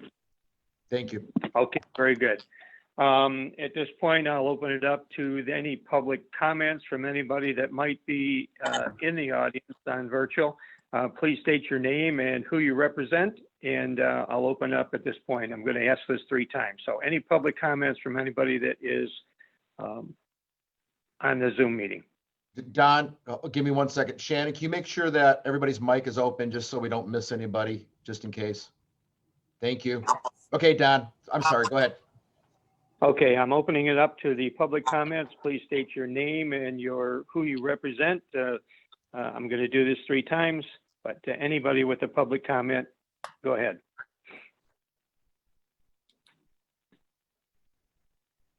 Don, I see no hands raised or anybody Okay. making a comment. This is I'll Ron. ask this a second. Hold on, Don. Go ahead. Don, hold on. Go ahead. This is Ron Hogue from the Maumee Little League. Thank you. I don't question the increase of fees. My question goes to, we paid our fees last year and we canceled our season, never had anything. Are we going to get a credit for the 2021 year, or did we lose that money? David. Okay, either Eric or Dave. Dave, you want to start and then I can chime in if needed. Yeah, all you need to do is make a request for a refund. We will refund that fee. We've done that for numerous entities that have paid fees and then canceled because of COVID. So just make a request to us and we'll refund it. We just can't let it go to this coming year? Yeah, I was going to ask the same thing. Move the money on to this coming year? Can we carry it over? I do not believe we can. Tina? You on, Tina? Can you demute, please? Tina, the question is, yeah, the question is, can we just carry over to next year or do we have to refund? We can do that, except for they would have to register in the portal if they want to get refunded. No, I think the question here is, can they just go ahead and keep the funds for next year and not get refunded? Can we just carry it over? Yes, we can do that. So we can act as if that was a prepayment for this coming Little League season? Correct. From what I'm hearing from Tina. Dave, was there any change in the fees? Yes, sorry, Dr. Ross. Yes, there is a change in fee, so they would have to add that additional fee. We'll have to figure out the logistics of this. I mean, it doesn't seem like a big issue. There's only a few of them out there, but Ron, we'll work with you to make sure we get that taken care of. Thank you. Okay. All right. Thank you, Ron. This second request then, any public comment regarding the fees for the 2021 environmental health fees? I see no hands. Anybody? No. God, nothing. Okay, this will be the third request on any public comment. Please state your name and who you represent. And after this, if nobody responds, we'll move on to a motion to accept. Don, I have no hand raised. I have nobody making comments. Very good. Okay, I will say that in the Environmental Health Committee meeting of the 17th, we had a unanimous support for this, the proposed fee changes for 2021. And so I will entertain a motion. And again, this will be a voice, or this will be probably a roll call vote, I think, because it's a little more formal. A motion to accept the 2021 environmental health fees. I so move. Do I need a motion? Did I hear someone? Did I hear a Michelle? motion? Yes, Donna, Oh, Dr. Woodson. Thank you. motion. This is Sue Postal. I can second that. All right, so Donna and then Sue. Roll call. Okay. Yep, let's do a roll call vote on this. Fritz Byers, Dr. Fernandez, Yes. Colleen Griffin, Matt Hireman. Yes. Thank you. Ted Kozrowski, Yes. Dr. Monk, Yes. Donald Murray, Yes. Susan Postal, Yes. Dr. Ross, Yes. Barb Stronti, Michelle Schultz, Yes. Dr. Donna Woodson. Yes. Passes. Thank you. Okay, with that, the motion carried, and I need a motion to close the public hearing for the 2021 environmental health fees. So move, Monk. Second. Sue Postal. Okay, Sue, all in favor, say aye. Aye. Aye. Opposed, same sign. Motion carried, and the meeting is closed at, I give up. How about 10:23. 10:23? Yep. Thank you. Moving on. All right, so shall we move back to audit finance, or shall we finish the environmental health committee report? Eric? Well, Don's up. You just want to finish environmental? It should be quick. I can do that. All Yep. right. Okay. Kevin mentioned this earlier then. This is the motion to approve the memorandum of understanding with the City of Toledo administration for the BP Husky grant. So this was unanimously accepted. I think it's in your packet. And then I think that's probably going to be also need to be a roll call vote. Does anybody have any questions on that memorandum of understanding? I do believe it went to Kevin Pittock, and he did the approval of that also. So Eric, you have anything else to say about that? Yeah, Don, just for Go ahead, Dave. just for clarification, the MOU that Kevin was talking about earlier was for the lead safe grant. That's the Okay. This is the MOU with the City of Toledo to administer the BP grant. He has reviewed it. I just want to make sure that what he said earlier was pertaining to the lead safe grant, the MOU they're working on. This has already been I finished. stand corrected. Thank you. Yep. Okay.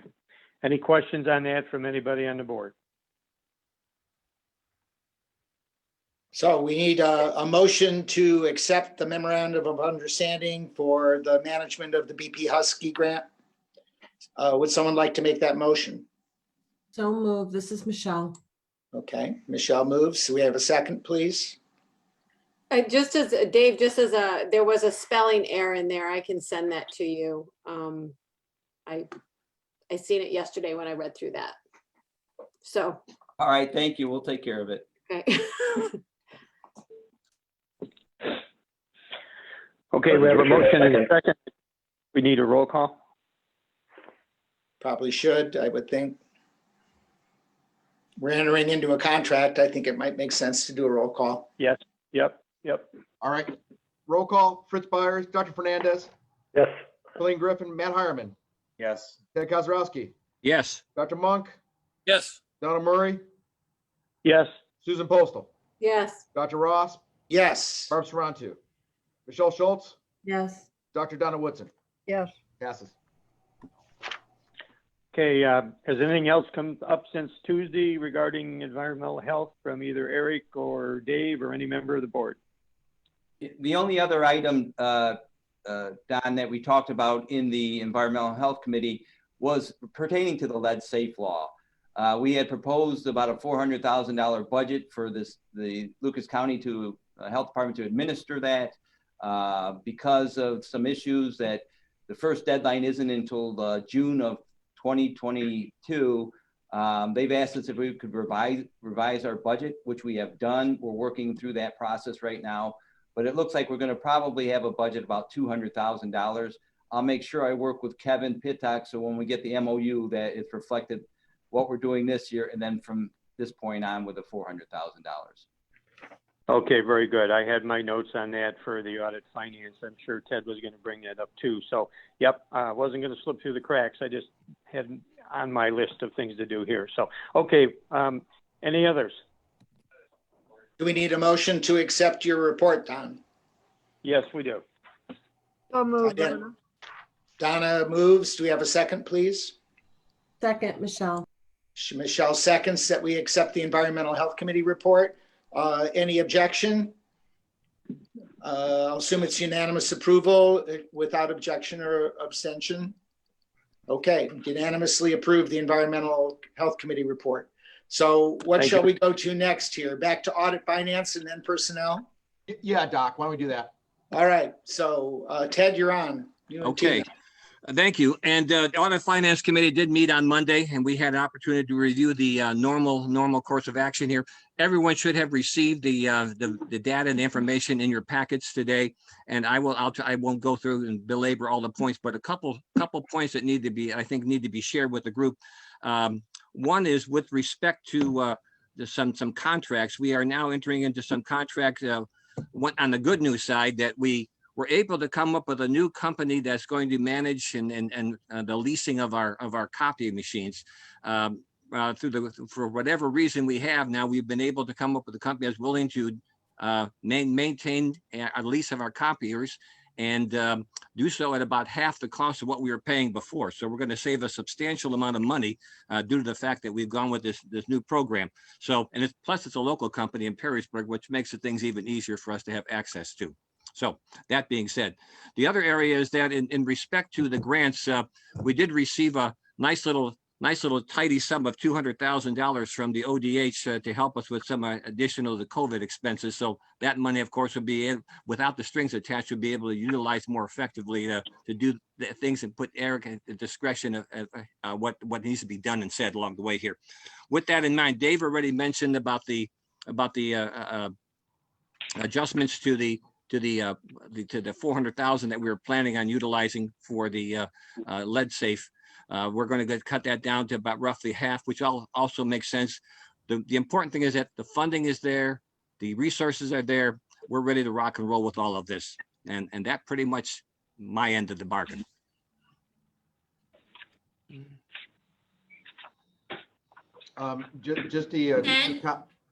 Ted, we need to approve the vouchers, and then we have the transfers and resolution. Correct. Yeah, I've got the pulled it up if I can here. So here we go. Be the bill schedule for. Yeah, well, we've had it's in your packet. So.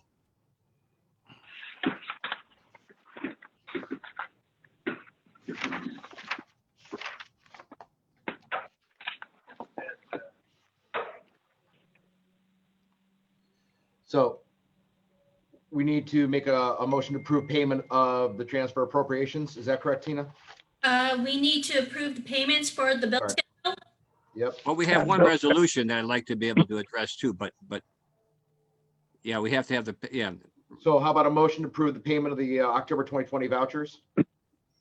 Correct. Please. There are no one, Ted, correct me if I'm wrong, but I was sitting through the audit finance committee meeting myself, and there were no unusual, unanticipated expenses there. We had a few relatively large bills, right, but they were mostly for supplies that'll be used over a relatively long period of time. So, and again, the good news about the copier savings, but nothing else unusual about our bills to be paid this month. And if so, please tell us. If not, then I would entertain a motion to pay the October bills. I so move. This is Richard. All right. Thank you, Richard. Second, please. I second. This is Michelle. Michelle seconds that we pay our October bills. Any further discussion? All right. I think we can do this by voice vote, right? Yes. So yes. I will assume it's unanimous unless there's objection. Hearing no objection or abstentions, then let's pay the bills. Ted, do you want to do the transfers at this point, or was there something else you wanted to insert? Well, there was Tina, you have the information on the transfers. There was one resolution that needs to be approved by the board. Right. We have the transfers and appropriations and the approval of changes in the revenue estimates also before that. So Okay.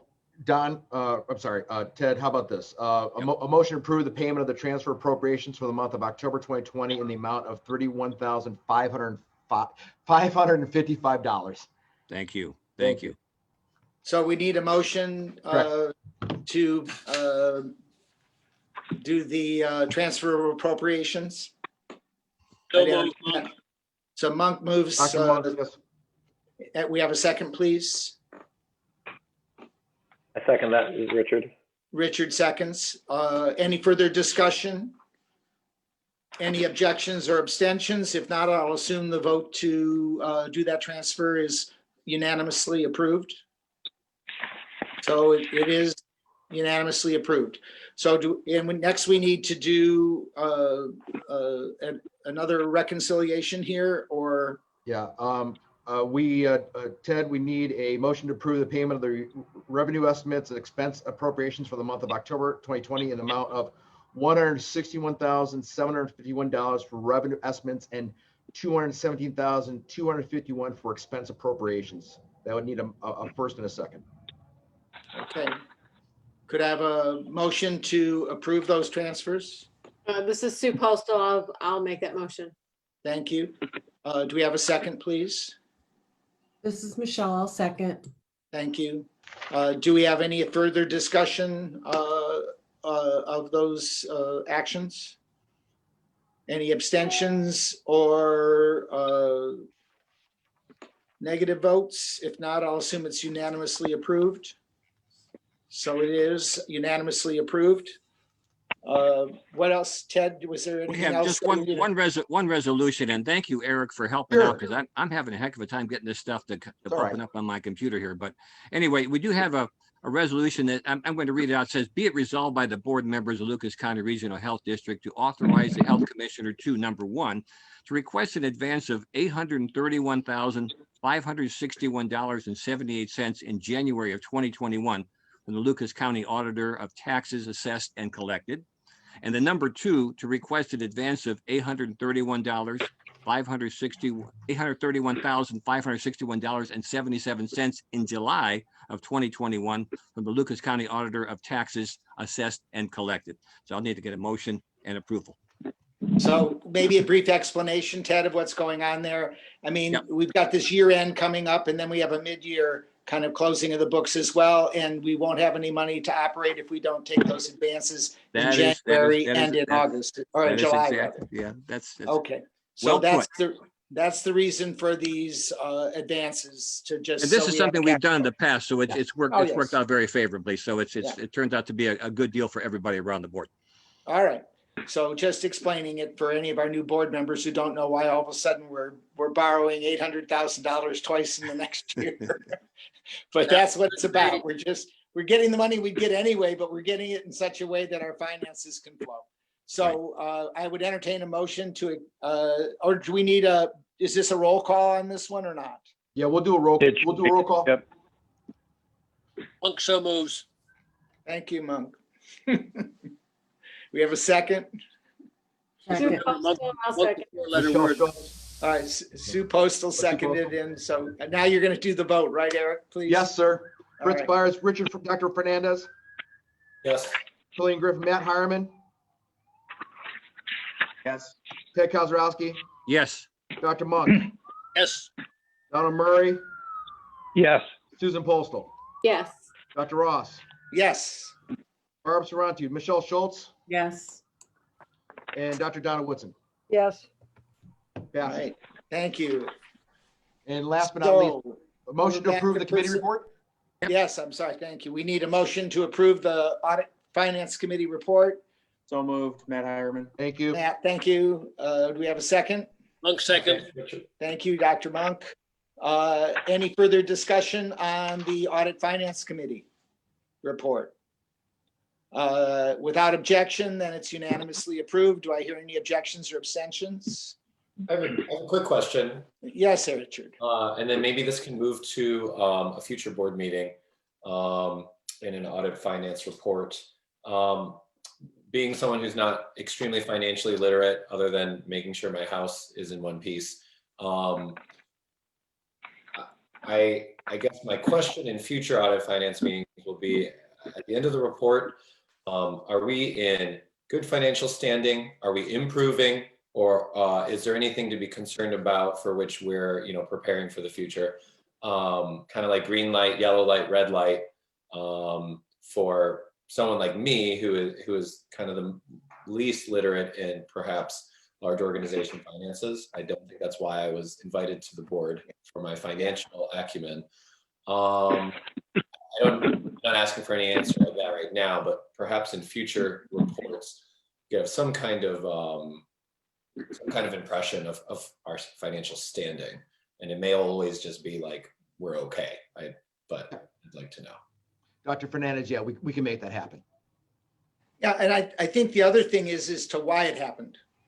Either way, here's what's going on, that we're trailing in terms of our expected revenues to meet expenses. Here's why we're ahead with expected revenues to expenses. I think that at least understanding sources of revenue and then the sources of expenses that are affecting that bottom line, those would be reasonable things for the board to do. And I've talked about before with Eric, myself, again, I've actually had some healthcare-based financing, but I've never had government-based finance courses. And the accounting courses that I took, where healthcare is Byzantine enough, but government is even more so. So I think it's something eventually in a board retreat, if we could spend some time kind of doing, if we can, government finance 101, so people understand a little bit more about it. I think that would be good for the entire board. And obviously, we won't take the time in this meeting to do it, but at some point, if we have a day-long retreat to deal with board issues, I think that ought to be on the agenda. Most definitely. Yes, it will be. Okay, thank you. Okay, Don Murray, the comment. So Just so you know, when we Don. have the audit finance committee report, when we have that audit finance committee report, Tina does do that report to us in our financial health at that point. So it's not something that isn't covered. It's covered in the audit finance committee report, but I agree it can be also presented at the regular board meeting. So thank you. And just to let just Richard, FYI, we are doing better than we have been in the past, correct, Eric? Right. We're ahead Yeah. of the game right now, just as We a are. kind of green light right now. Yeah. But I'd say it's an off green. Off green, yeah. Don't run the light. Is that what you're telling me? No, seriously though, 4 years ago, Ted knows this, and many of you on the board knows, we were in pretty bad shape. We've been able to come out on the other side, and we are looking better. I am cautiously optimistic that within 2 years, I think some of the things that we've been wanting to do, we'll have the funding for. We have to get through this year and look what how COVID has impacted us. I will caution all of us, since we're in finance right now, the idea of the fees for environmental health and food fees, I need to be very careful. And I'm expecting us to get guidance from the state that we're going to be okay to utilize the same fee structure we are right now, even though most of us in the state have not done enough of inspections to account for that fee.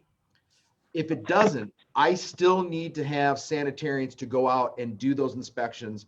I might have to utilize some of our savings to make sure that we can continue to have our sanitarians do those inspections. So it's a catch-22. I am 90% sure that this is not going to be a problem, but this is something that we're going to have to forecast in the near future for. Just want to make sure that we heard that. Okay. Were we in the middle of of approving the audit finance committee report, or did we do that? I lost track. Did we actually? I think we did approve it. It is done, Dr. Ross. Thank you, Alice. I lost track there with this. That's okay. So let's move the agenda then to the personnel committee report. Michelle.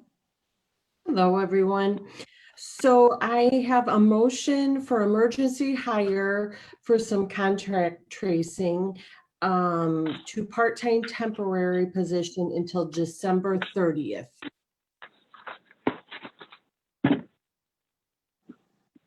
Do I have? Oh, can we entertain a motion? Yeah. Thank you. Yeah, Monk here recommends. Monk moves. Do we have a second?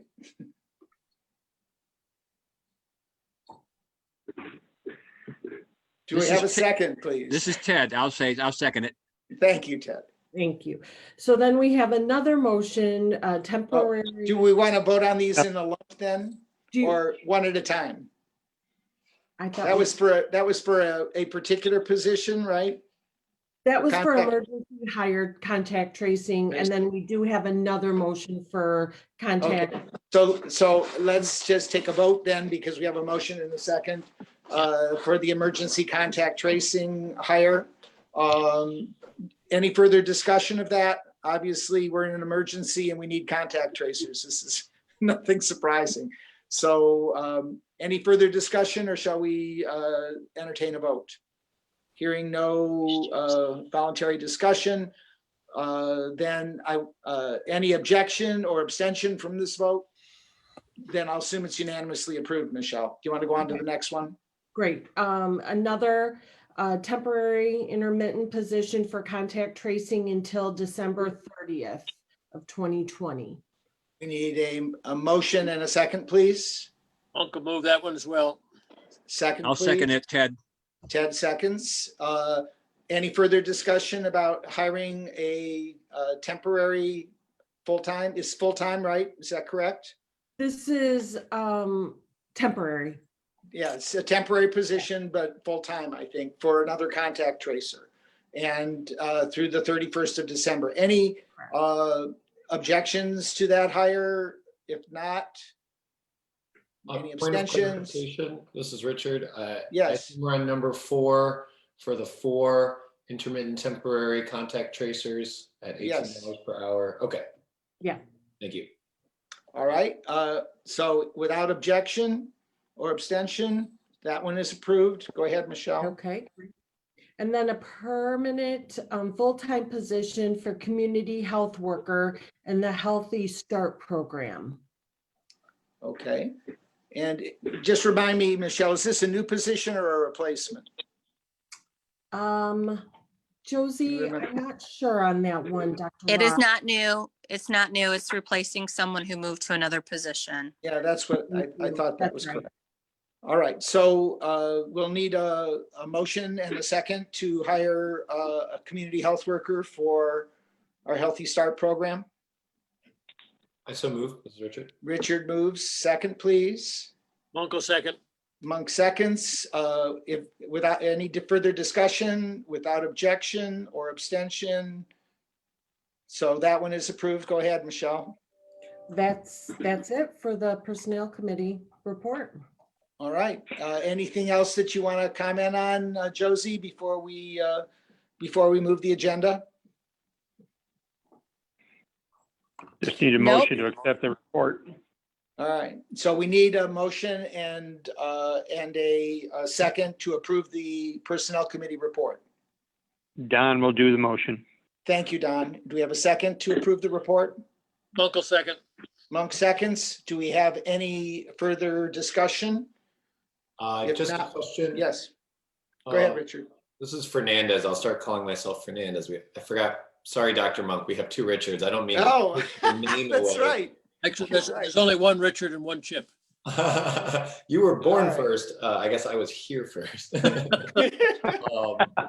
A question about number 6 on the Personnel Committee report. Our epidemiologist in the Ohio Equity Institute took another position after at first accepting our offer. Is there a movement on filling that position? I can speak to that. We did not have a very good second candidate, so we have re-advertised it and we're looking to do more interviews. So I expect within the next 30 days, we'll have another candidate for you. Okay. Well, I appreciate keeping the search open for a high quality candidate so we can fill that role well. Thank you. This is Donna. Did we have any hints of that, or do we know where this person went other than our place? I understand he took a position with the Department of Labor. Thank you. All right, so we have a motion and a second on the floor to approve the Personnel Committee report. Any further discussion before we do that? All right, so without objection or abstention, it's unanimously approved. So we have covered our committee reports, I believe. Eric, do you want to go back to new business? Is there anything yeah, that we did not cover Dr. as Ross? part of? Yes, No, we're good. I think we can move on to, I think, to our racism and public racism. health crisis. Yep. So let's go ahead to prior business. This is, I think, the 3rd month that we've considered a resolution with regard to racism as a public health crisis. And I think that what we have created is a pretty comprehensive document. I think it's in line with what other health departments have, and the American Public Health Association as well has put out as racism as a public health crisis. I think just reminding all of us that it's one thing to call it a crisis, it's another thing to try to do something to mitigate it again. So at some point we need to get back to, doing something about this with the same sort of force and vigor that we're trying to do something about other key issues like the lead issue or COVID in our community. So any further discussion of this resolution? How many more crises can we be? I think everybody, this is huge, and I don't mean I'm referring just to this, but there's, gun violence and it goes on and on. So yes, ma'am. I hope that there are crises and there are crises. This is a huge one, but there's some that really affect specifically our community. So I hope that everyone doesn't want to make their small crisis a big one. And again, I'm not referring to racism. Thank you. Yeah, I agree with you, Donna. And the best place for putting this is in the board's discussion of our priorities within our strategic plan. And it's like anything else. We don't have the personnel to address every single one of these things, but I think that certainly there is energy in the community and in the nation to address this issue of institutional racism and its effects on our public's health. So I think it's a reasonable thing for us to bring this resolution forward. And I think it's a statement of our intention to work on this, but I think it needs to be plugged back into our strategic planning and prioritized within that strategic planning along with other issues. And I agree with you, there are others that are playing a role in affecting the public's health. And we need to have that discussion and get back to working on and updating our strategic plan. So that certainly has to be on our agenda and it has to be addressed at some point in the next few months. Now, when you have the time, Dr. Ross, if you do, the strategic plan before you came to be with us, if you'll look back, there were huge sections about racism there. Yes. And I know that. And that's why I'm saying we find a lot of things. So I think we have a lot to work with there, starting with what we had from before. I agree. So, and you're absolutely correct. I know that was in our strategic plan before, that this was one of the issues that were highlighted. And again, we have a limited number of people who can do the work and a limited amount of money to do the work. But what we need to do is to decide what our priorities are. And I think we'll need a board retreat to actually look at that strategic plan, to think about how it should be updated and to set our priorities along with our health commissioner. So any further comments on this resolution? If not, I will accept a motion for its acceptance, and I think we'll probably do a roll call vote. Richard has a question. Yes, go ahead. Oh, thank you. Yes, this Richard has a question. So I will move to approve this declaration. But first, I think in my mind, I could offer how I color these kinds of declarations or value statements, in that much like we do in individual health, where we see, depression as a problem, back pain as a problem, we're moving to, these biopsychosocial models of seeing the whole person's life in their environment. When I think of racism in our community, we have interpersonal and systemic racism. And when I think of how we address that, I think of the racism problem not as its own kind of problem that sits here, and here's gun violence, and here's the economy, and I see racism as a thing that, it happens and it's pervasive, and I see addressing it as a constant, pervasive layer over top of everything we do daily, weekly, and monthly. And I think what we do in declaring racism as a public health crisis is that we are ever aware that as we make policy, as we hire, as we develop our staff, and as we develop our community's health, that we do so with a layered awareness of the the causes and the effects of both interpersonal and systemic racism, which are different things, and that future conversations may involve kind of a furthering our understanding of that, so that we can have a layered implementation, and so it doesn't have to become this separate problem, but it is a problem that we're addressing as we address all of our other problems. Yeah, I think that's an excellent summary, Richard. You're absolutely correct, because it is kind of pervasive. And if you say, well, what about gun violence? Well, within that, there are questions about how does racism contribute to the problem of gun violence? There's questions about how does racism contribute to the problem of childhood traumatic events, which clearly have an effect on people's health.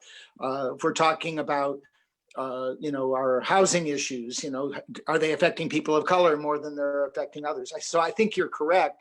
It's kind of, it transfers across many of the public health issues that we're facing, and would, in fact, if this systemic racism wasn't extant in our society, many of those problems would be better all by themselves without having to do a whole lot, in all honesty. Then they'd still be there, but they'd be greatly ameliorated. So I think that's a great perspective to have when we talk about this in the future. It's kind of like people talk about public policy, that there's health in all policies, right? There's health in where you put a stop sign. There's health in where you put guardrails along the highway. I mean, the fact is that this is a problem that does transfer across all the public health issues that we're going to discuss now and in the future. Right. Well, with that, I move that we approve this resolution declaring racism as a public health crisis in Lucas County. All right, thank you. Do we have a second? I don't think I'm allowed to, or I would. I'll second it. Thank you, Susan. You're welcome. So would you like a roll call vote on this, or shall we just? Let's do a roll call. All right, thank you. Fritz Byers, Dr. Fernandez. Yes. Berlin Griffin, Matt Harmon.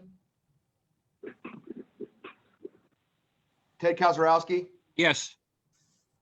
Dr. Monk. Yes. Donald Murray. Yes. Susan Postal. Yep. Dr. Yes. Ross. Yes. Barbara Strong, Michelle Schultz. Yes. Dr. Donna Woodson. Yes. 8. All Yes. right, thank you. It passes. All right. I don't know if we need to go back to COVID here. It's next No, on the agenda. I think we're good, Doc. We're good there. Okay. Any further comments, Eric? Yeah, I just want to wrap up at least the week, as you could say, and actually last couple of months. I do always speak highly about this department and its employees, and again, they continue to prove that they are just amazing.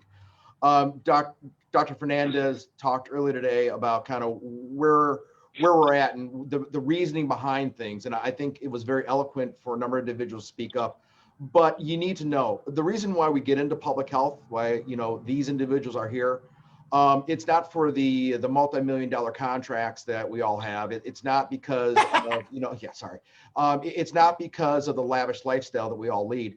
It truly is for one reason and one reason only, and that's to prevent disease in our community. We want zero disease. We don't want to see chickenpox. We don't want to see measles. We don't want to see cancer. We don't want to see heart disease. We understand that it's there. When we have disease in the community, each one of us, this is why we do this, each one of us can't stand it. And this is what you're seeing. You're seeing individuals in this department going above and beyond. Yes, some are getting time and a half, some are getting double time, and as I've asked to have us do that, but they're working extraordinary hours, not having time with family because of one thing only, and that's because we have a disease in the community, which is COVID, and they're trying to combat it. They don't want it here. So when we talk about why do we do things, at least from the employee's perspective, we do things because we don't want to see the disease, because we know that it hurts us, it hurts our community, it hurts us on the individual level as well. So I cannot say enough about what this department has done.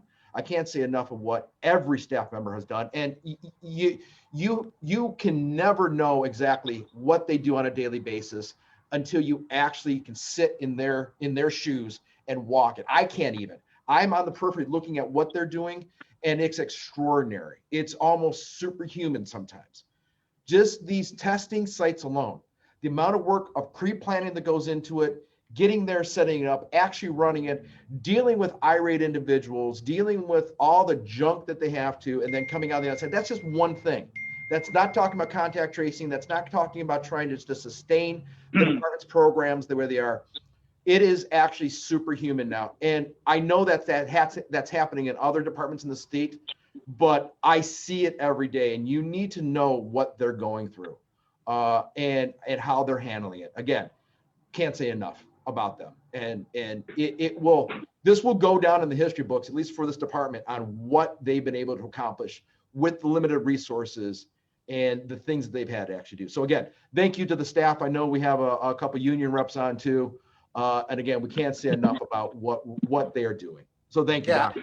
Yeah, I would like to chime in, from representing the board as well, is that we do recognize just how much pressure you guys have been under the last 8-9 months, and doing the best that you can every single day, sometimes, with limited resources, to do the best that you can. And putting, for some of you, your own health at risk by the sort of actions that you have to take as members of the public health team. And believe me, you have my respect. And I'm sure you've got the respect of all the members of the board, and the appreciation and an understanding of how hard you've worked.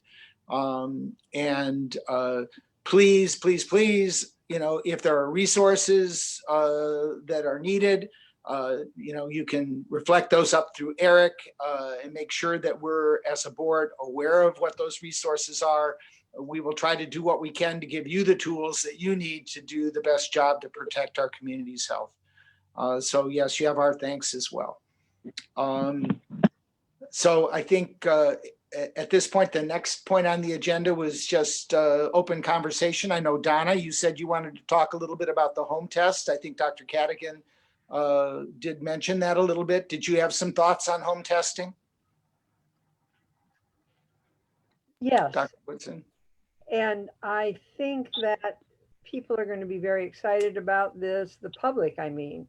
And then as you dig deeper, there are a lot of questions, and I think there will be many for the health department. And so Eric, and I'm sure Eric thinks, okay, here's something else I have to answer questions about.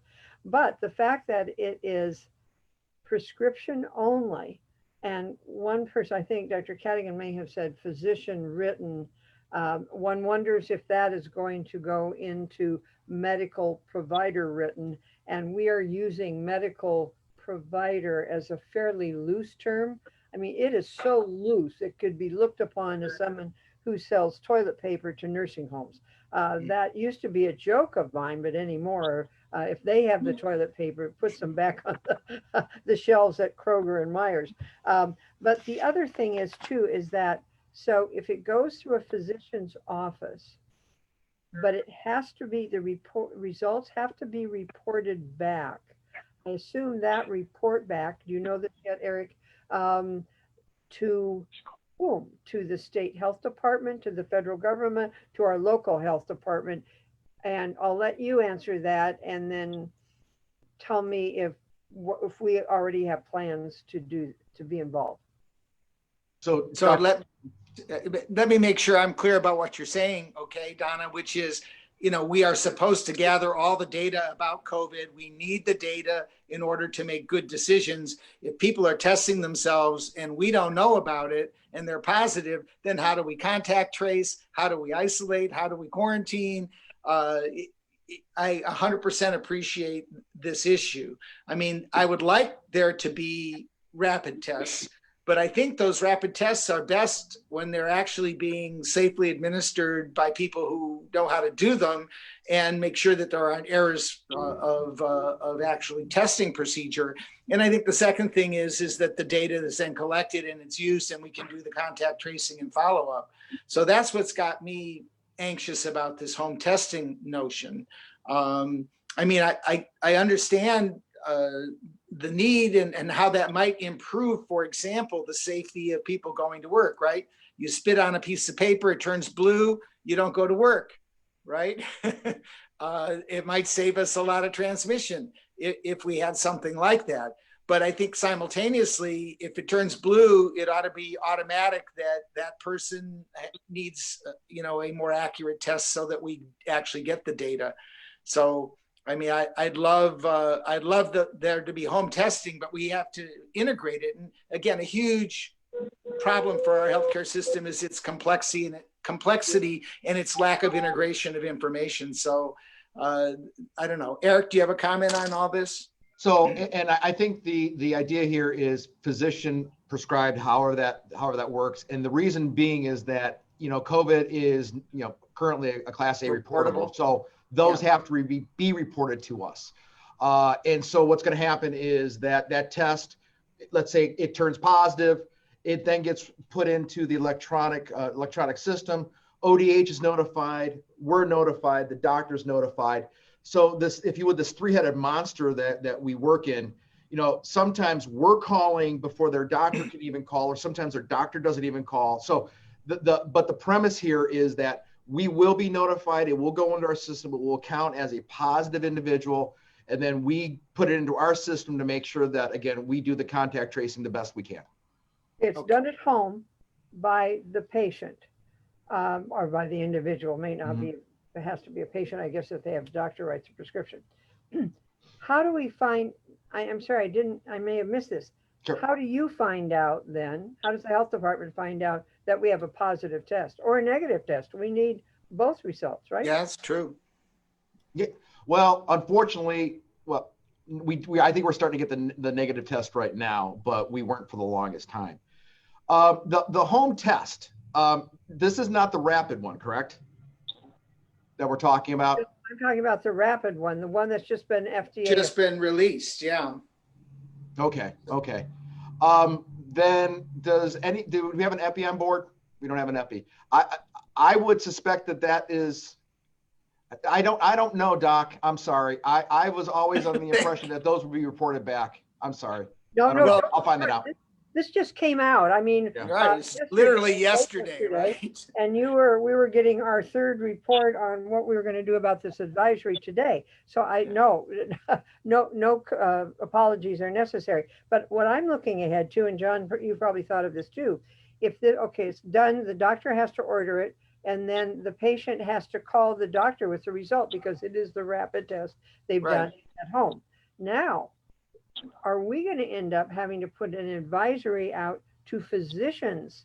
Because I'm concerned about that patient who may already be depressed, and then they're getting a result that they're positive for COVID in their home with maybe no support. Now, that may be the same thing that happens when we go through a pod and we send a letter that's a home test. But I think doctors are going to need some help on this. So Dr. Cadigan said he saw a report of $50 per test. That ought to slow things down a bit. But I can see some grants going out there that might allow, payment or partial payment for.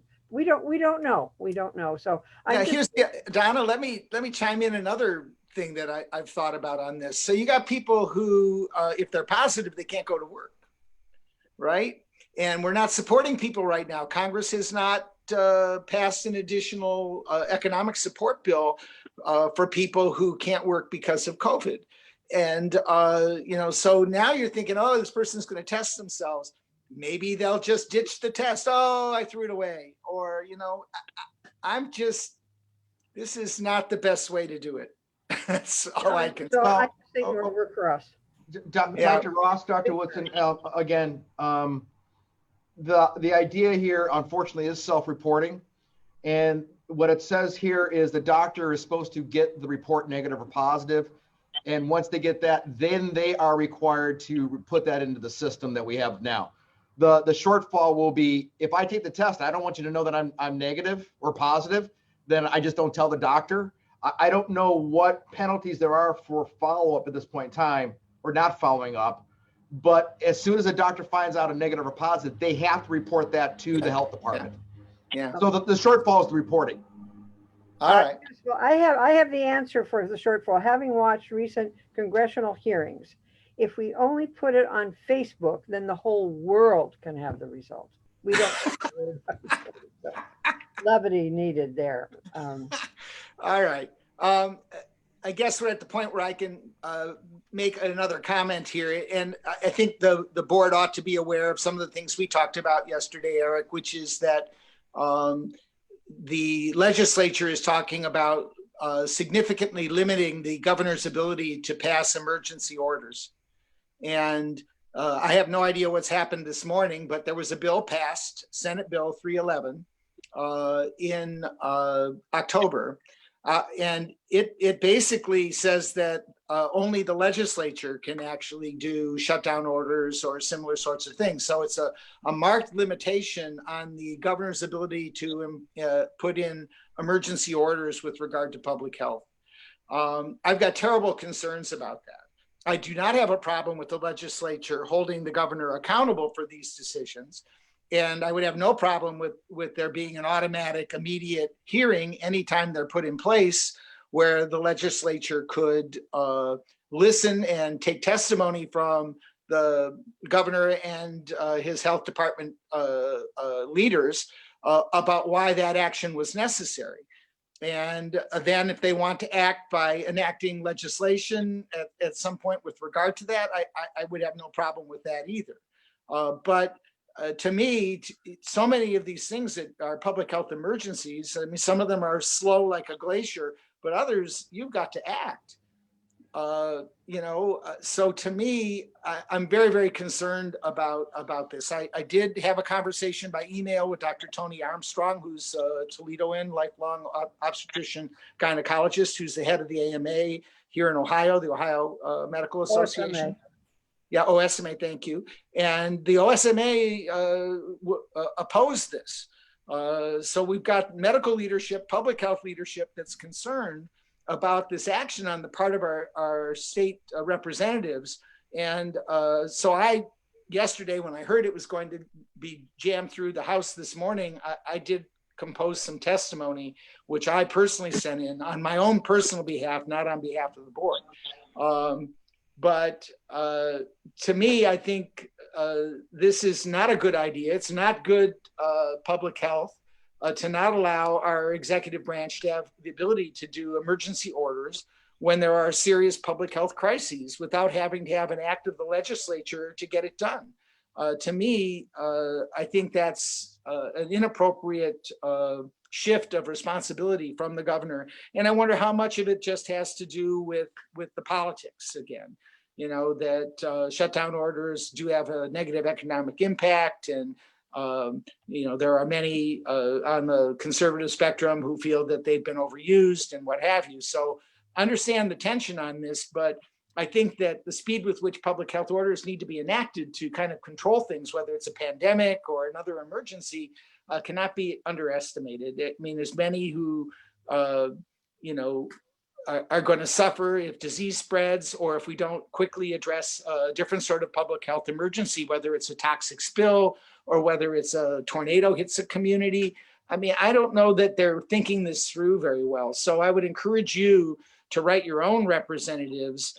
After reading the Senate Bill 311, I don't know what the result in the House will be today, but it was being pushed to be voted on today.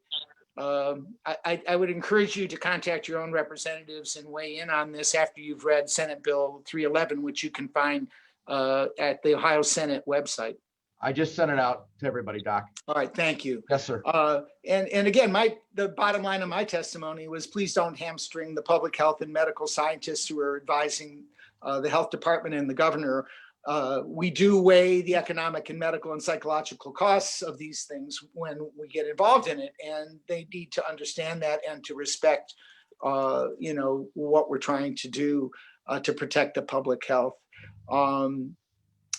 So we'll see what happens with that, but I really think it's bad public health policy to force the governor to have to get approval from the legislature to enact emergency orders in the public to benefit the public's health. So I think they ought to be able to enact the emergency and then have to be accountable on the backside, not be accountable ahead of time. It's just too slow to deal with some emergencies.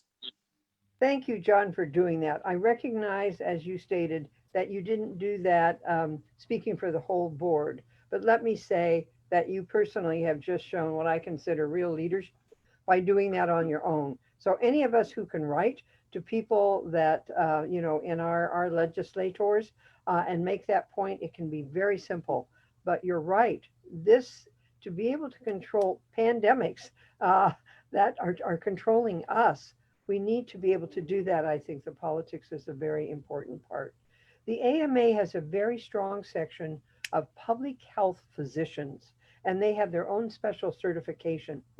And so I'm going to call one that I've known well over the years and see what they're doing. We just finished our interim AMA meeting virtually, and it is a poor substitute for a real meeting, because the things that happen there in hallways and that get reported out very important out.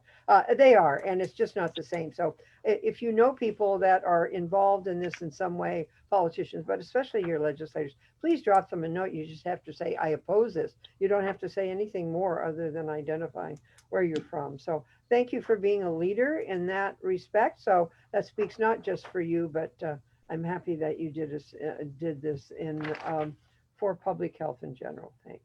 All right, thanks, Don. All right, so that's the end of kind of my comments. Maybe I did say maybe 2 words about vaccines. We've heard about these new messenger RNA vaccines, both of which are out, the Moderna one and the Pfizer vaccines, Pfizer BioNTech.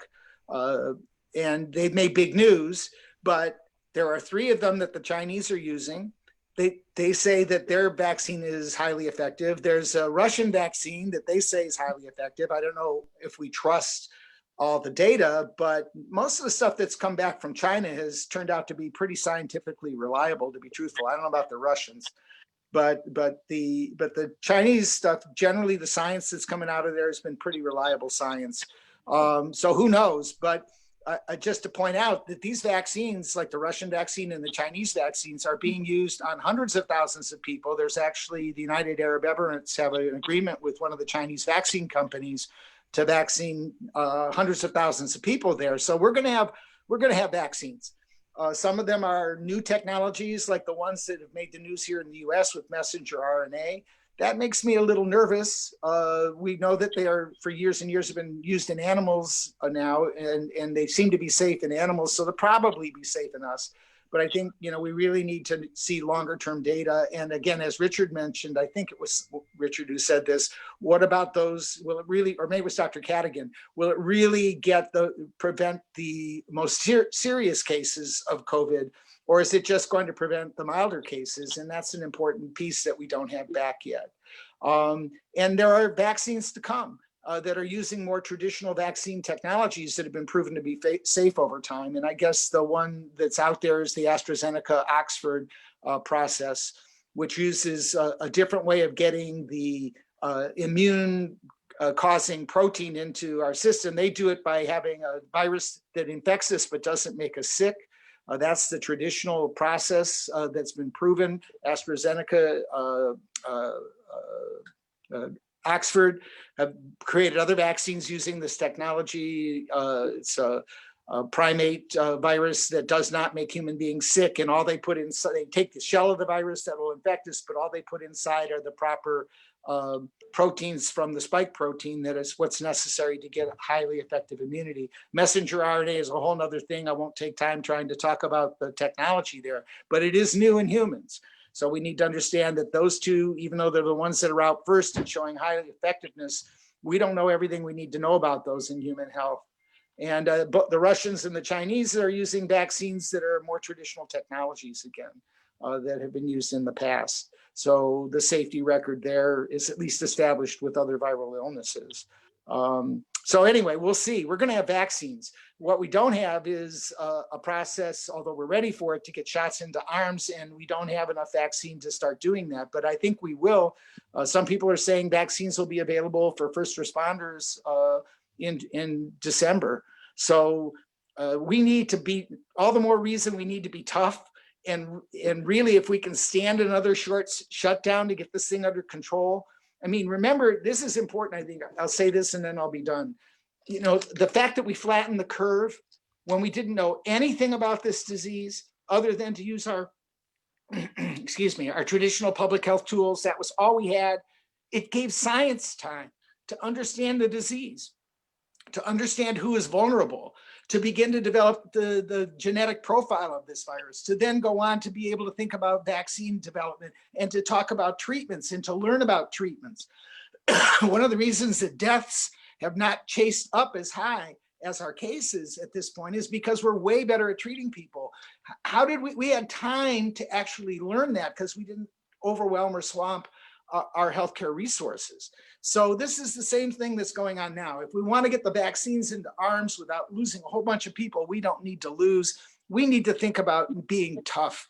And really, if that takes another short shutdown, I would vote for it, because I think that we're going to have the cavalry come over the hill if we can just dig in and hold our position long enough to not let the community get swamped by disease. So that's kind of my final comments. That's where I'm coming from, reading the tea leaves on what we've got out there. There's even some new treatments that are out there that are drugs that are going to be repurposed, that are coming up in research articles now, antidepressants, melatonin. People believe that they might interfere with some of the virus transmission processes and might be, or treatments if they're given early in the disease, or even preventive. So we'll have to see how that all shakes out. Other things have not worked out, but you know, there's just a lot going on and the science is moving so fast. It's amazing. I don't think I've ever seen public health science move this fast in terms of dealing with a disease like COVID. But we need to dig in and do the everyday grunt work, you know, encourage our friends and neighbors to wear their masks, wash their hands, socially distance, don't get together over Thanksgiving, Hanukkah, Christmas, the New Year. We've got to really ask our friends and neighbors to be tough and to hang with us and hunker down until we can get through to the point where those vaccines are proven safe and are available enough to get a significant portion of the population immunized. So that's my little sermonette at the end here. Any other comments for the good of the people here from our board members? Dr. Ross, thank you for helping tie things together for us. I hope all of us here on this call, if there were a first to be in line for the vaccine, would say, I'd like to be there, along with Dr. Fauci and his family, as he has said, and along with your health commissioner. I do have a comment about the daily press releases that we get. So Shannon, this may be something that you can help me answer. In the paper, it remarks on some of the quotations from people at the pop-up testing. And I admire all of the staff. I don't know how you're handling this pop-up testing, because you're out there when the tents are being blown away by the wind and having to move inside, and really the extra effort to help our community get that testing. But on yesterday's November 18th immediate release, press release, there's a list of the pop-up testings in Toledo, but underneath it, it says, and I say this because the quotations are, a lot of people said, oh, I just wanted to see if you know, make sure I was okay, without any, a lot of them without symptoms, and that's okay. They're not turned away. But here's what it says in a long paragraph after on yesterday's immediate release. And it may say this after all of them. Shannon, you'd be able to help me with that. Its test results are typically available within 3 to 4 days, but may take longer. And this is bolded. Those tested. Now that's just, it says those tested. It means anyone who's tested. Remember, they're not going there necessarily because they have symptoms. Those tested are urged to stay home until test results are returned. That's a pretty big statement. I mean, there were, how many did we do? 2,000 tests. Now, I know we're looking at this advisory and wanting people in general to see if they have a job, they can stay home. But we're telling anybody who is in one of those lines just to get a test. I mean, a lot of them just because you could get it done for free, and they wanted to be safe, they were free, are urged to stay home until the test results are returned. Is that what we really want to say? Yeah, I wonder maybe that could be rephrased, which is to say that you're not safe until you have the test results. You know, you are not safe. You don't, you know, until you've actually got us reporting back to you that your test is negative. But even then, you could just have gone a day or two early, right? 2 days later, you might be positive. I mean, that's the struggle here is you almost need a sequence of tests to be really certain. But I still believe that any testing is better than not testing. And even if people are going there and quote, just to be safe, but I doubt the public understands the complexity of this testing issue the way they ought to. Well, and Eric's trying to explain it. I mean, it's difficult to understand. It keeps changing. It does say after it, especially if experiencing COVID symptoms or had a suspected exposure to the virus. But what would you think employers out there, even if you're just going to look at employers saying, oh, I encourage my staff to get tested if they had a pop-up testing that would be convenient. Mm-hmm. But then they're telling them, they're go get that test, and that means you can take the next, how many days off? I mean, we hope it's 3 to 4 days, and it's been a lot faster. But in some instances, it's been 2 weeks. And so we are telling them in this official ODH news release to get the test and then stay home till you have results. I'm bothered by that. Yeah, it's you're correct on it. It's way more complicated than that, and I'm not sure, you know, what we should be telling people who are coming in for testing. I don't know whether Eric, maybe you know, or Shannon or others know. Shannon, do you want to start? Then I'm trying to find the. Do they get handed something at the time of the test that explains all this to them in maybe a more user-friendly way? Yes, they do. When we do our pop-up testing, we have a whole page of literature that we give them that they can read through, that they can give their employer what to do during the time that you're waiting for your test results. If you're symptomatic, that you need to isolate. If you're not, you still need to quarantine. In the event that you have had a COVID exposure, it has to be the full 14 days. And then if you have not, until you get a negative test. So yes, we do provide that education. That education is fine. All education, if correct, and I'm sure it is fine. This is not fine. Okay, I don't want to go to work today. I'm going to go get in that lineup and get this.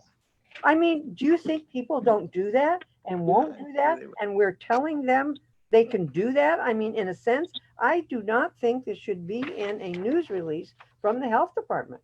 Dr. Ross, Dr. Woodson, can I please chime in here? Epidemiology-wise, we are seeing individuals who go get tested, they go to work. Now they've actually infected or exposed a considerable amount of their employees, their fellow employees. This is actually discussed on the ODH calls and what we should be doing. If you want me to rephrase that, Dr. Ross, or have Shannon rephrase that, we can. But I just want to make sure the board understands the reason why we do that is because the epidemiology factors that we see of individuals getting tested, going to work, and then positive tested, come back, and now we're having to quarantine or isolate individuals. So again, I will follow the board's directive and what you would like us to do. You know, one of the other things here, Donna, just be aware is that although, you know, people raised the same question with family and medical leave. I don't know if you remember that, but even unpaid family and medical leave. Oh, somebody's going to say their Aunt Sue is sick and they've got to go take care of them. And, oh, they're just doing it to get the time off. And I imagine there's some of that was true. But again, when people, you know, unless people are able to take paid sick leave, there's not a lot in it for them. And they're using up their sick leave, you know, and so a lot of businesses have decided not to have sick leave. They just want to have, you got personal time, you know, so that it doesn't matter whether you're sick or you're not. You can either save your personal time for illness or you can use your personal time for your personal time. So I think it's difficult to step into a policeman function in this sort of stuff. You know, I'm certain, and I know you know this too as a clinician, that people would come to see me with a complaint just because they didn't want to go to work, right? Yeah. You know, I'm too sick to go to work. Well, what's wrong? Well, you know, my neck hurts. Okay, well, what do you do at work? You know, I mean, there's a lot of that. And I don't know that we can necessarily take the role of being a policeman on people's malingering. It's tough to do, and it's tough to do it and maintain a positive help. What do I want to say? Therapeutic relationship with the people that you're involved with. So I think I understand your concerns, and it's a waste of resources when people do it, and maybe they're doing it just so they can get a day off or be off for 2 weeks or who the hell knows what. But I don't know how we can police that. I think I'm not, so I'm saying it's more policing if you're trying to get them to stay home. If they just want to, well, there's a free test. I don't have to do anything except get in line and then I don't have to go to work. I think we are sending, I'm not saying the wrong message. I think this can be reworded. I strongly object to our telling people, oh, you get a test just because you thought you would, tell your neighbors, brag that you don't have it. And then you get out to stay home from work because the health department says so. I think, please, Eric, can you look at some way to reword this? I think this is not correct. I think it's a problem. And this is coming from, all our names are on this. I think that could be reworded. All right, Donna, if you would like to work with Eric on creating a better set of wording for that, you would have my support. I mean, I just think it's a really tough thing. I think that, it's more important that people who think they need to get tested, if they think they need to get tested, to not have a barrier to that testing. And as Eric pointed out, if they go back to work after they're tested and they're positive, now we've got a huge contact tracing issue and further exposure and even more people off of work. So these are people that just want to get, it's free. I might as well. A lot of people in line said that. I know, but maybe we need to tell them that if they're there just because it's free, that they maybe should be rethinking their desire for the test. So I don't know. I thought we wanted everybody tested that could get tested. Well, that's true. But again, I don't know. We'll let Eric, maybe you can comment on that. We've done testing for disease prevalence in the community, right? Did we tell everybody not to work until their tests come back? The antibody testing, you mean, Doc? Yeah, stuff like that, where we look for disease prevalence. Like, didn't we do a whole bunch of students at the university or something looking to see whether or not there was prevalence on campus? I don't remember what all we've done, but ODH did antibody testing. Mercy's done antibody testing, and again, that is not the same as the PCR. Right. And so we really, that testing, I don't think anybody really said stay at home. The problem here is, again, if you look at the epidemiology link, and that's what we're dealing with, is that we're seeing individuals who are getting tested and then going to work, and a significant amount of our time is done quarantining and isolating individuals. We have an excessive amount of spread right now in the community. And that is, again, that's why ODH and other health departments, and just like us, are saying, listen, if you can, we're not saying stay at home. If you can, we're advising you to again, not go to work. If you think that you're sick, don't go to work. We've been saying the same thing. And we get calls from employers, chewing us out because you said for our staff to stay at home. Next thing you know, 3 days later, we're calling them because now we got to quarantine half their staff. So again, I'll work with Shannon. Let me work with ODH. Let me see what we can come up with some different wording if that's what we need. It sounds like stay home. Urge to stay home. Not return to work. Yeah. I have problems with both of them. Well, anyway, why don't you noodle I'll it work around with a little Shannon bit, and ODH and figure out what we can say. because I don't think we should necessarily be inviting people to take a vacation because they came and got a test. And I'm sure there are people coming and getting tested for other reasons.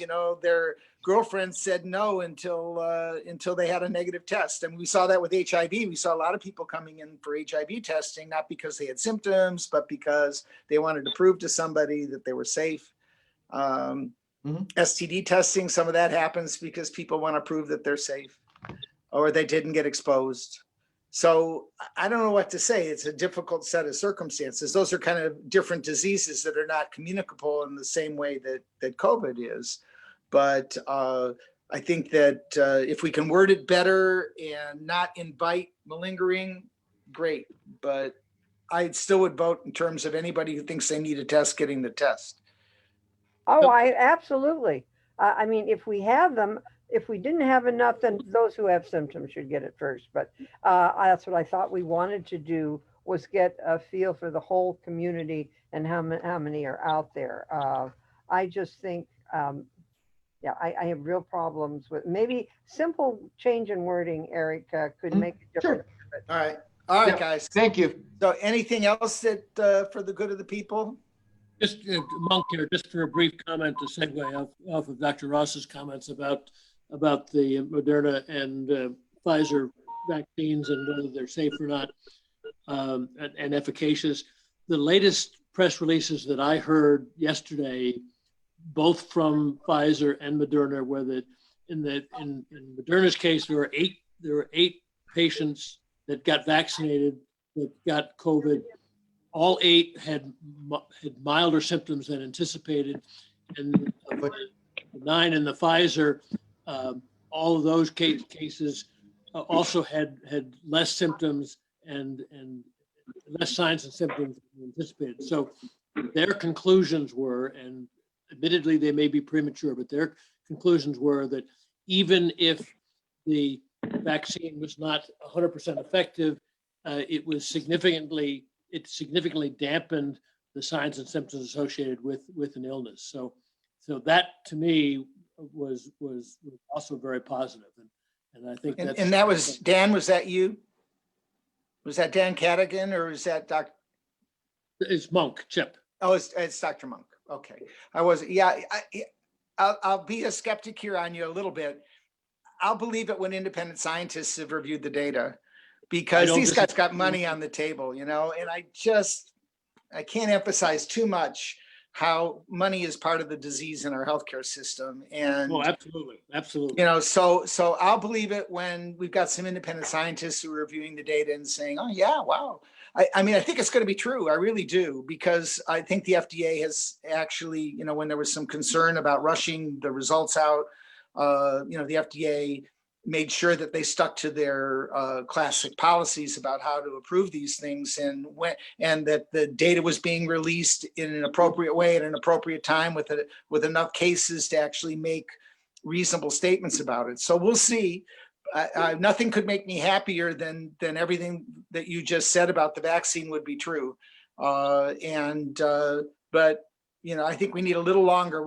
I think it's going to be at least another month, maybe 2, and we're going to have a lot more data at that point, and maybe more vaccines and even more availability. And then our challenge will be getting shots into arms.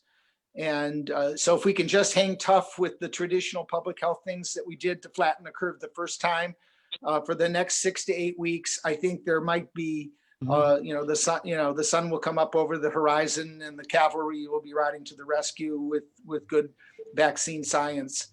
So I'm optimistic. I don't want to say I'm pessimistic about this, but I really would like more independent assessment of these things, knowing that these companies have huge amounts of money on the table. Well, much of it our money. One of them, Moderna, basically we paid for the research. Oh, absolutely. So and I agree with you 100%, Dr. Ross.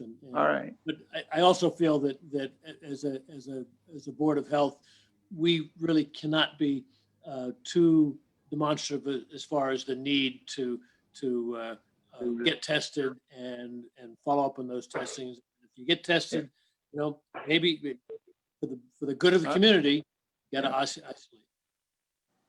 So our motto is get tested and stay home. Yeah, if they have to. We're almost telling them to stay home anyway. We've got so much disease, maybe we got to tell everybody to stay home. That's where we're headed in the next week anyway, Donna. So at least at this point.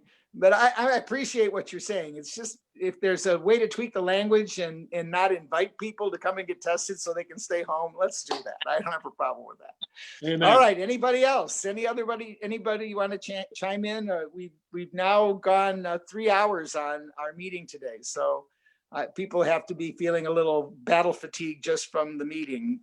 Any additional? Otherwise, is Mr. Murray, are you still on the call?